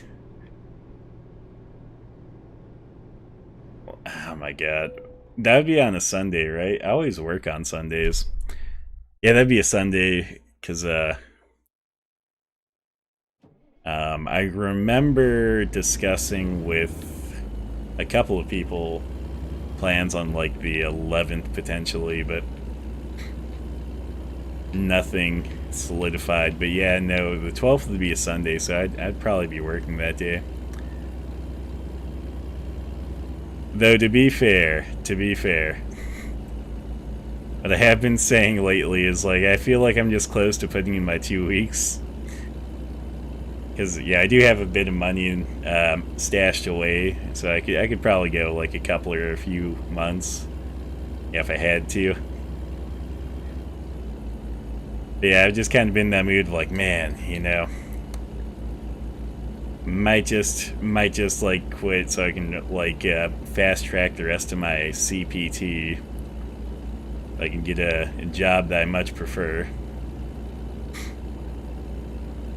So we'll see. Because I might just put in my 2 weeks in the like next week or so. So we'll see. I mean, regardless, you'll definitely hear about that.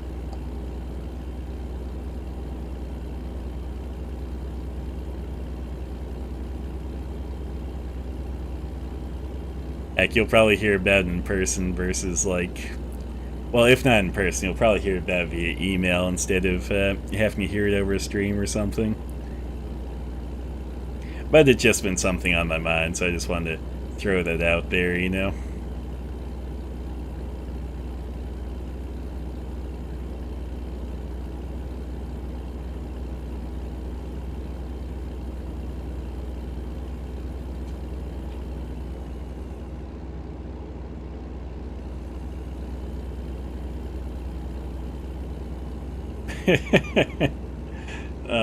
You want to know what's like kind of funny, actually?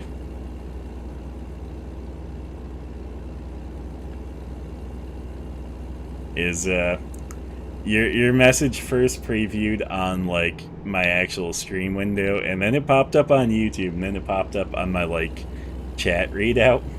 So that was kind of funny. I mean, yeah, if you want to go to church, I'm definitely down to go on occasion. I don't know that I would necessarily make it a every week thing, but I'm definitely down to go on occasion.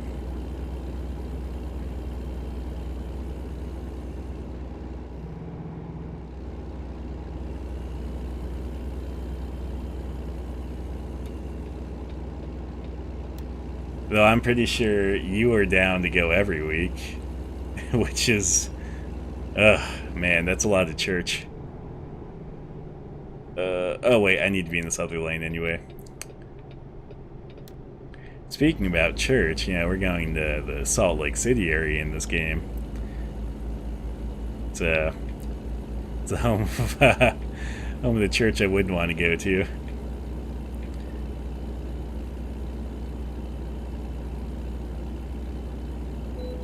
Ah, I got pulling for a way. Damn.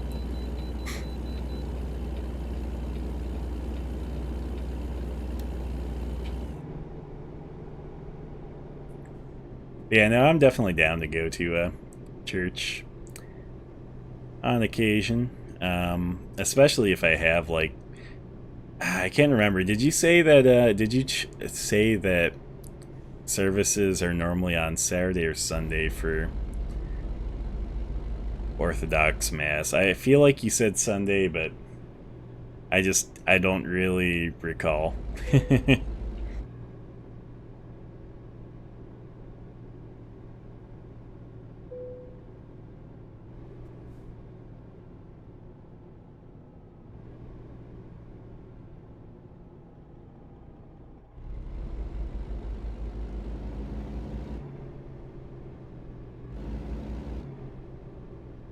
Up, up.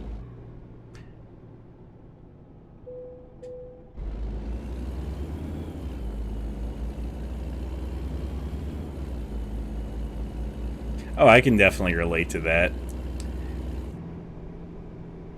Well, I mean, if that's the thing, if you want to be kind of in the same boat as me, where you're a baptized, confessed, communionized, confirmed Catholic or whatever. Well, I guess it's not Catholic, but in your case, Orthodox. Like, yeah, I completely understand that.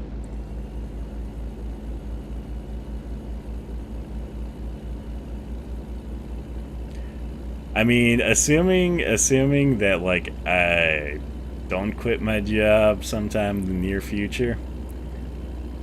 Yeah, I'm definitely down for, like, Saturday night vigils if you're down. But I think your job normally gets in the way of that. I don't know. We'll have to figure it out. We'll have to figure out a time that actually works for us. Otherwise, yeah, if I do quit my job sometime in the near future, take a little bit of time off or whatever, then yeah, Sunday would definitely work as well, since that'd be the normal normal service. I get that those are usually the ones that it seems like most people catch.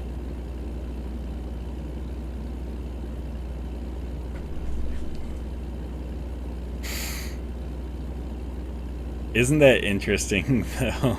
Like, oh man. I feel like you start work fairly late in the day, don't you? Because I feel like I start early enough that unless I hit like a super early mass, yeah, I wouldn't be able to make it to my job on time, but I could be wrong. I don't know what time they start doing Orthodox Mass at. I mean, for all I know, maybe they have like masses starting all the way at like, 6 or something, which, yeah, if it was like that early in the morning, I could imagine, yeah, you could definitely get to Mass and get to an 11:30 a.m. job. 8 might be pushing a little bit, especially since it sounds like Orthodox Masses might be a little bit longer. Just not vigil services or whatever.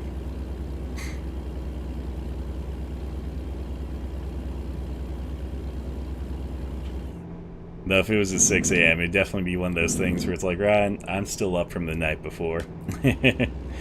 That's the only time, like that's the only way I can make it to places early in the morning. It seems is I have to just stay up all night so I can get there right at the very crack of dawn or whatever. Like when I finally, when I finally switched over the title for my car from my friend to me, like I set an appointment right when the DMV opened, which they actually opened earlier than I remember them opening it. And yeah, I like showed up. Zero sleep. It was an interesting experience as always. I mean, that's the way to do it though. Lucid shopping, lucid like registration, lucid titling, lucid gun buying, lucid making fun of Gary.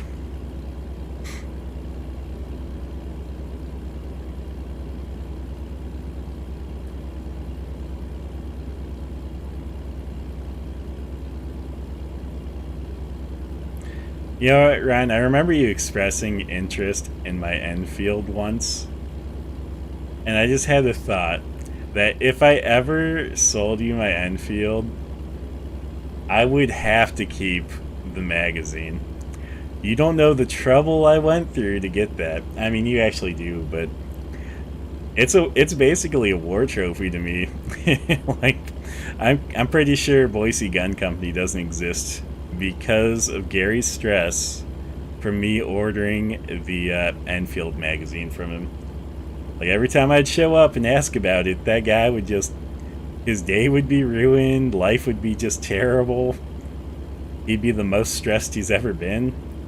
Even though I was always super calm about it, he beat himself up over it. So yeah, if I ever sold you my Enfield, I get to keep the magazine.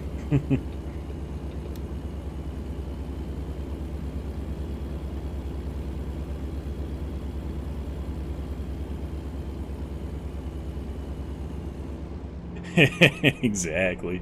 Oh my god. You know what? That was, I forget how much it cost. I think it was like $40 or something. But it more than made up for itself in entertainment value. Like Gary beating himself up over it was just the most hilarious thing cuz there was no reason for him to beat himself up as much as he did. Especially since I was always calm about it. It's like, I don't care. Like, you're going to get it eventually, I'm sure. But yeah, every time I'd show up, he'd act like, oh my god, we don't have it. Like, we're never going to get it. It was almost like the walls were closing in. You know, it was going to be the end. Like, oh man, no, Gary, I don't care. I honestly don't care. As long as it comes in eventually, I'll be happy.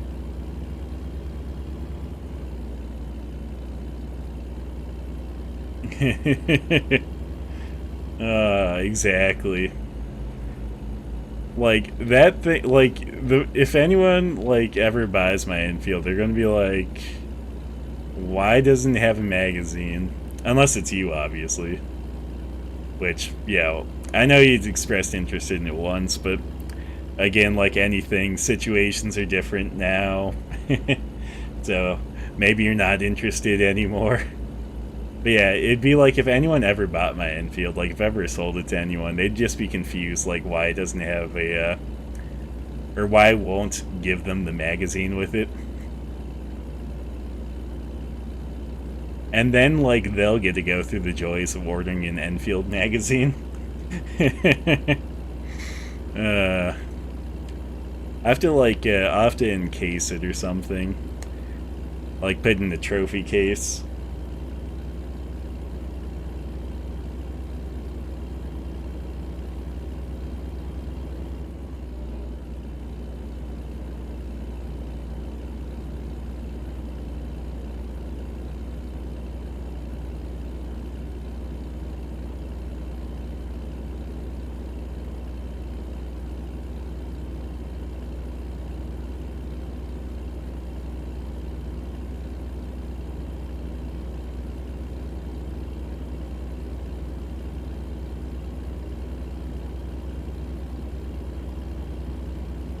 I just thought it was funny though, like how much an ordeal that specific item was to purchase.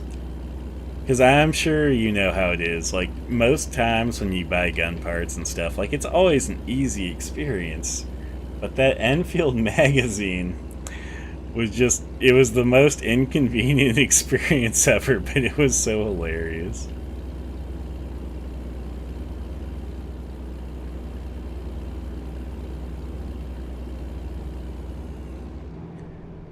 Dude, the popcorn adventure doesn't even hold a candle to the Enfield adventure.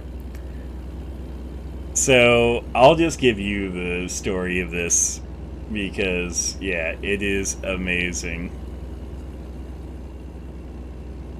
But first, I'll reply to Ryan. Yeah, once a month. I'm down with once a month.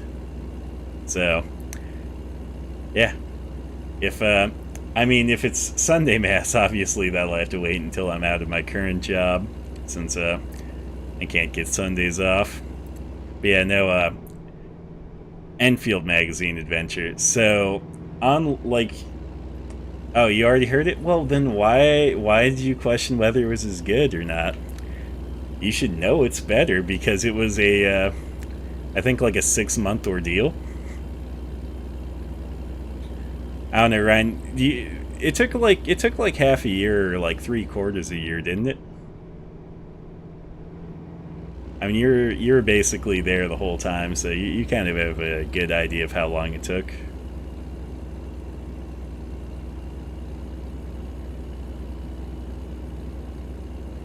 You had to be there for that one. Like, that's the thing. It's like you really had to be there for it.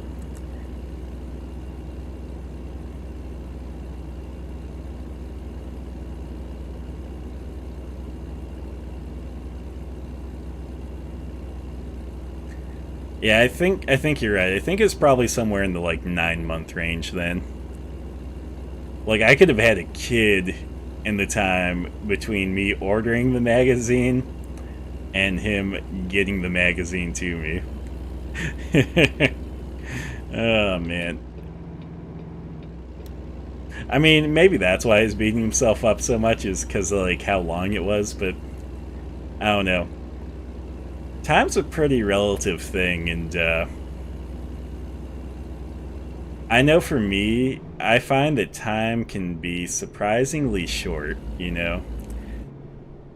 Especially like if you're not actively paying attention to something, like it's easy to forget how long it's been since you've seen someone, or since you've done something, or stuff like that. So it's very easy to forget that. So I think that's where I was in the whole situation. Is, yeah, it didn't feel like it was that long for me, but it probably felt like an eternity for him, since he was much more worried about it than I was.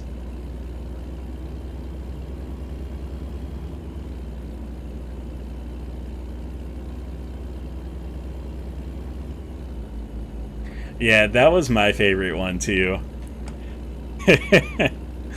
Like, oh my god. Show up, especially since the Best Buy trip beforehand also was great.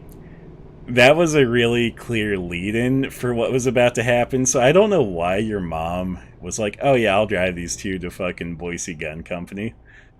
Like, she should have been like, "No, these two need sleep because like they're so tired. It almost is like they're high."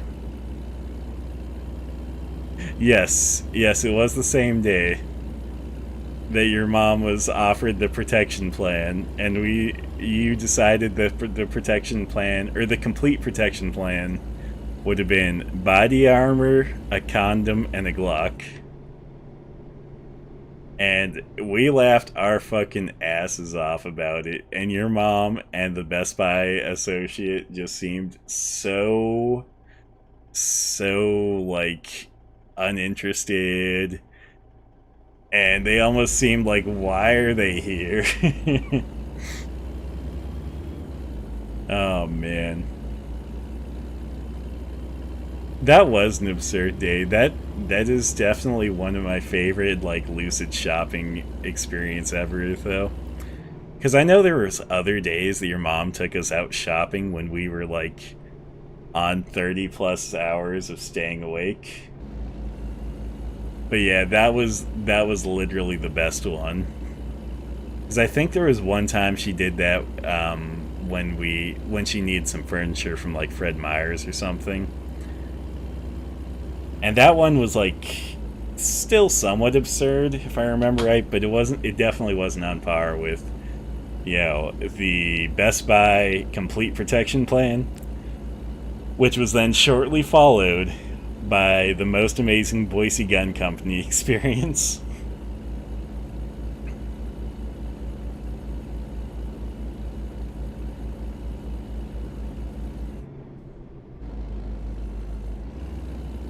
Right, that was the best part too. Yeah, like we were kind of like, do we have to? And she's like, well, no, but I kind of want company. It's like, okay.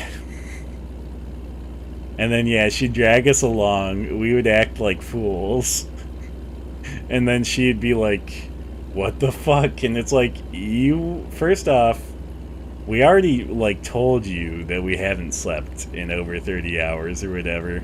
So we warned you. We fully warned you. Like there was no hiding it. We literally put it out there in the open air. So you were warned. And then you still chose to take us, even though you know how we get when we're super tired. Like, there have been days that she complained, oh, when you guys have been up for too long, you get super laughy and start making stupid jokes. And it's like, how do you not expect this when we're going shopping? And then, yeah, it's just, those always made for great fucking like shopping trips for us, not for her but for us. It was one of those things where it's like she would drag us out and we'd be kind of regretful about having to go shopping, but then we'd always like in the end be like, oh, that was pretty fun. And then she'd be like, why did I drag these two out with me? Yeah, you have a point there. She did kind of just stop asking us to go with her, which makes sense. You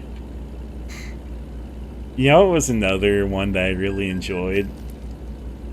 Fucking the like no sleep trip up to Calvin's wedding, where it's like, oh yeah, let's get a little bit of sleep, and it was like I forget what time in the morning. It's like, well, we'd have to be up in like 4 or 5 hours or whatever. Like, fuck it, let's pound some energy drinks and we'll just drive up there. That was an amazing drive, actually. Like, I fucking remember that one. It was just like, it was great.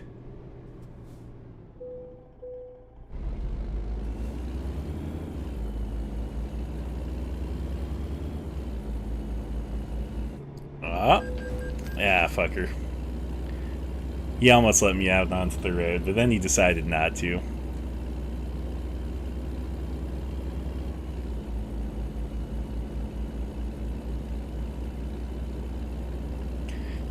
Oh yeah, I remember Calvin's wedding was, it was fun in retrospect because there's a lot to joke about in retrospect. Like during the wedding itself, it was kind of like a pain because you had like air commandant, and then you had like just other people who made the wedding less enjoyable than it should have been for other guests like us, and also for Calvin and Sarah. So it's kind of like, yeah, that was a bit of a pain. And yeah, air commandant. Oh, you can't have guns out here in the middle of the forest. It's like, as you said, it's like, what are the bears Christian? Like, they can just sniff if you're good Christian folk, and if you're good Christian folk, they'll leave you alone. Like, is that what you're saying? Because, yeah, I'd rather have a firearm, yeah, when we're in bear country.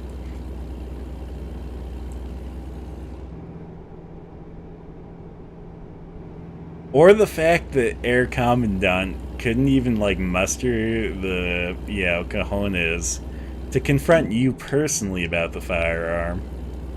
Yeah, he personally confronted Sarah, so she had to like talk to you about it. It's like, oh man, I can't talk to him directly. I have to go through an intermediary.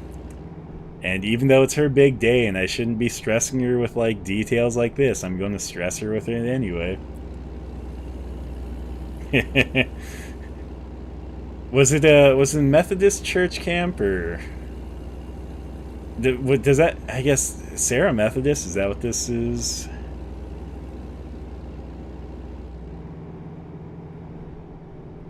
Right? Yeah, that was the thing. It's like most of the people there were armed. So it's like, I don't get it. I don't get it.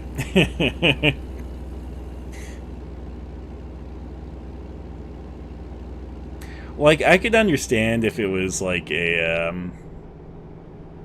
don't know. I can't understand, actually. Exactly. I fully agree. It's like, first off, it's Idaho, so just being out in the middle of the woods, people are probably armed. And then second off, it's bear country, so people are especially going to be armed, because bears are tough critters.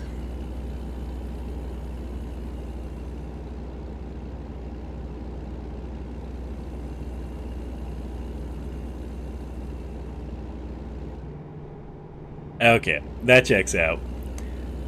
Because I remember that camp being chosen specifically because she had went there while growing up, which that checks out then, that she'd be Methodist. But yeah, no. I remember us getting the worst night's sleep because we refused to sleep on Air Commandant's soil because of his fascist policies in regards to gun ownership.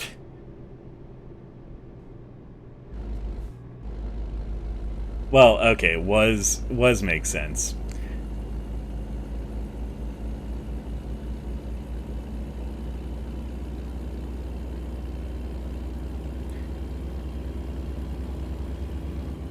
Well, you know what? Ryan.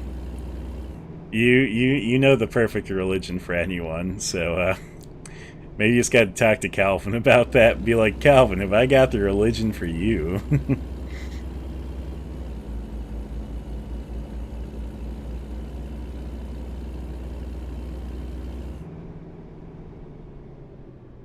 Okay, let's see here. I'm gonna creep past this guy, maybe. Yes. And we're gonna creep past these guys because they're all in a wreck. I'm not gonna deal with this shit.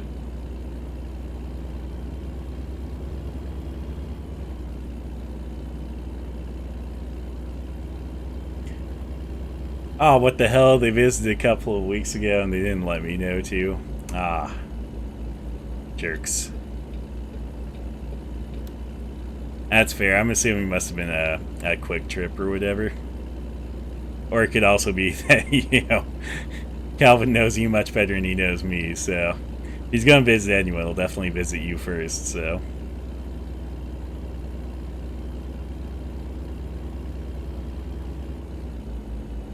That's actually pretty funny, though. They brought up their disillusionment first, so it's like, oh, I got some information for you.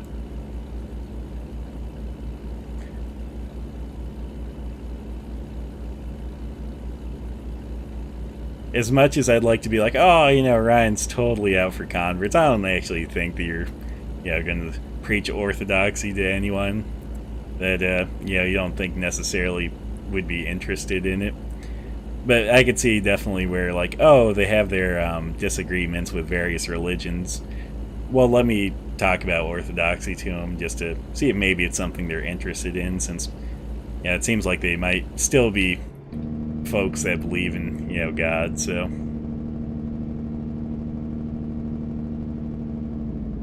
As I said, you know, as much as I like to joke that you totally are, I know that's not the case.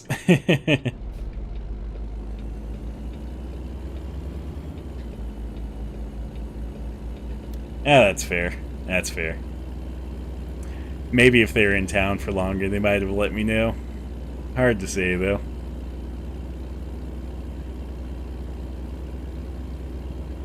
I do think it's hilarious, though, that we both knew Calvin before we knew each other. And it's not that we met through Calvin or anything, it's that, you know, we both knew him from different places, which I thought was hilarious. It's a small world, though, you know?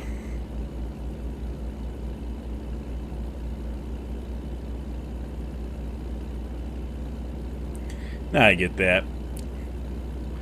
I mean, if you're going to do that, you have to join a different religion and get a bicycle and dress up in some slacks and a dress shirt. Yeah, to be fair, is like as much as that's the common trope that Mormons are the ones that go door to door preaching religion. I've never actually had like a Mormon stop at my door to try and convert me or anything. Which maybe it's just I'm never home when they're out and about, because I do see them out and about on their bicycles, all dressed up. I literally have never had them knock on my door. It's weird.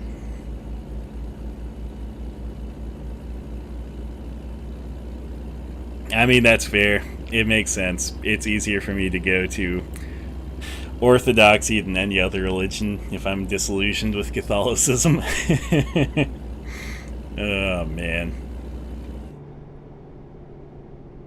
Because that's basically like, oh, you take most of the things you already know and believe and just go to a less adulterated form of it. So basically, instead of Orthodox Catholicism, it should just be unadulterated Catholicism. That's where you're like, Cam, there's problems with each of the Orthodox churches, so you can't say that completely. I get that, Ryan. I was trying to say it's the better of the Catholic religions.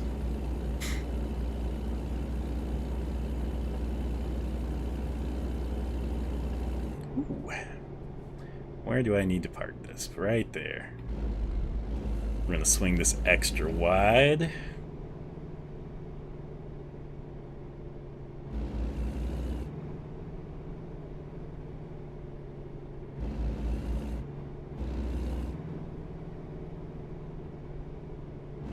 Oh man, this is looking good. This is looking good.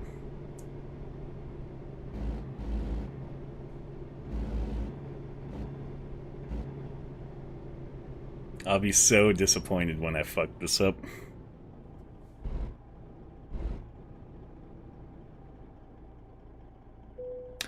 Oh, I didn't fuck it up. Sweet.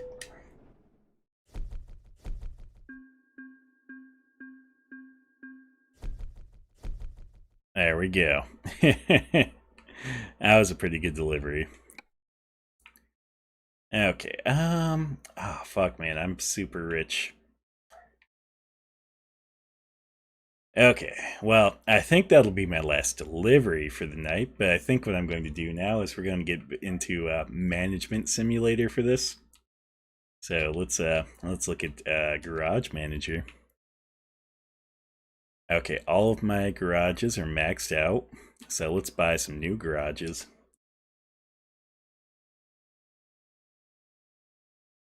See, I fully agree with that. That the not having a doctrine of infallibility is perfectly awesome. Should I buy this Ontario one since it's like right in your area, Ryan? Should I have a base of operations right next to you? We're going to do it.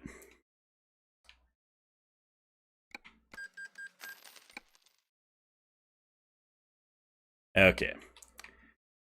You know what's gonna suck about this is I don't think you can have fucking triples in Oregon, but that shouldn't be too bad. Let's order some trucks for this place.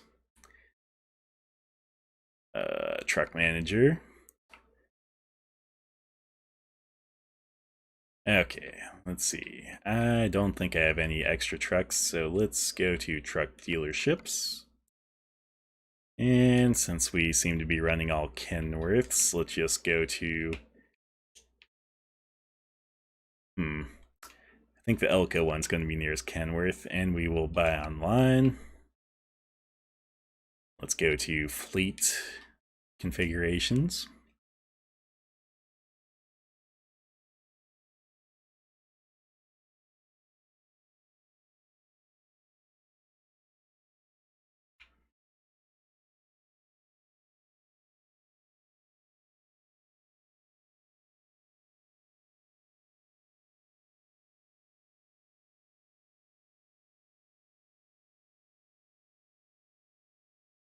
I love how it specifically says steering is left hand, whereas I think all of the steering is going to be on the left hand side in this game. I wonder if it's because the people who make this also make Euro Truck Simulator, which then you might have steering on different sides. Just a thought. Okay, let's go with this one though. And drop that off at the Ontario location here. I think I can buy 2 or 3 trucks actually. I should be able to fill this up. Okay, I can buy one more truck. I realized that I spent a good chunk of money but purchasing the garage itself.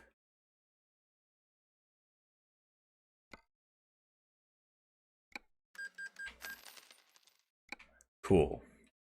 Let's go to driver manager, recruitment agency.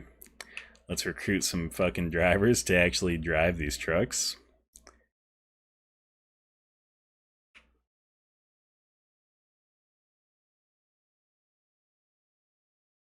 And I don't care about anything that the drivers have except for the fact that I just want them to have long distance.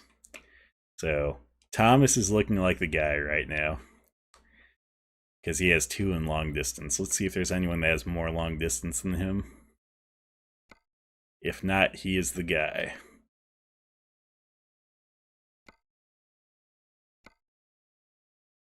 Okay, cool. He's the guy.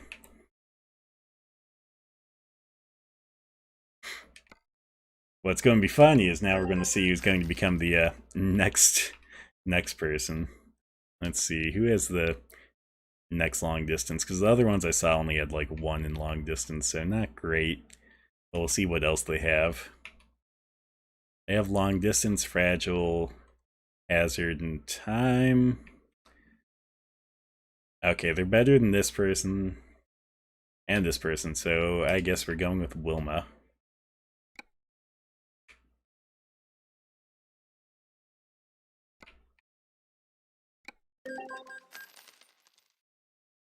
Oh my god. You know what? After I reach a sufficient point in American Truck Sim, obviously Euro Truck Sim is the next place to go.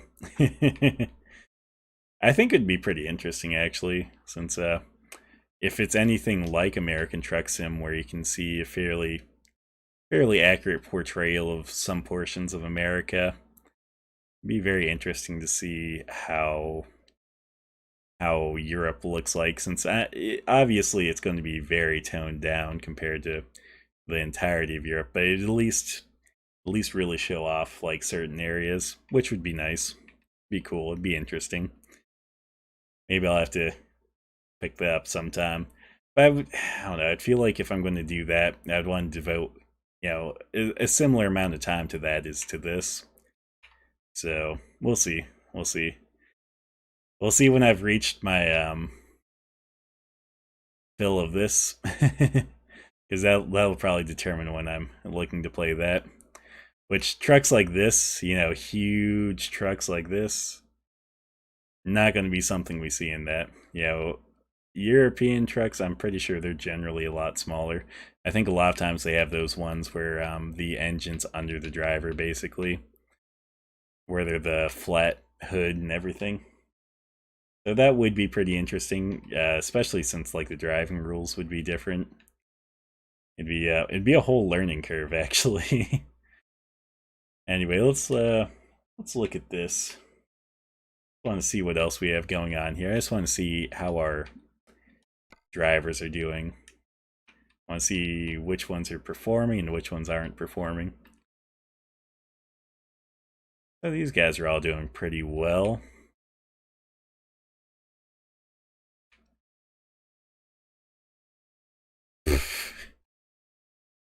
Oh man, I love how like for the most part it's usually higher ranked people are up top, but I don't know. It seems like the 2.5 ratings are towards the top, so you got several people that are highly rated there, somewhat towards the bottom. I don't know what's wrong with them. They're bad drivers. Truck India. That would be, oh my god, that would be terrible. Also, hey D Davis, welcome to chat. Hopefully you're doing well.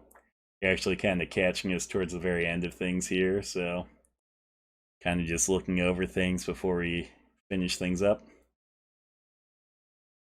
I honestly don't know if they have the Vatican in Euro Truck Sim since I've never played it. But yeah, that'd be pretty interesting. And then yeah, Indian Truck Sim would be the most amazing thing because it would be hard. Like you'd be packed on the road with so many cars and you'd feel like you're almost playing like Grand Theft Auto or something where you're trying to run people off the road almost. But yeah, I feel like maybe that's what they need to do next is they need to invent Truck Sim India. I don't know how people like drive over there because like every time I see it, it just looks so dangerous.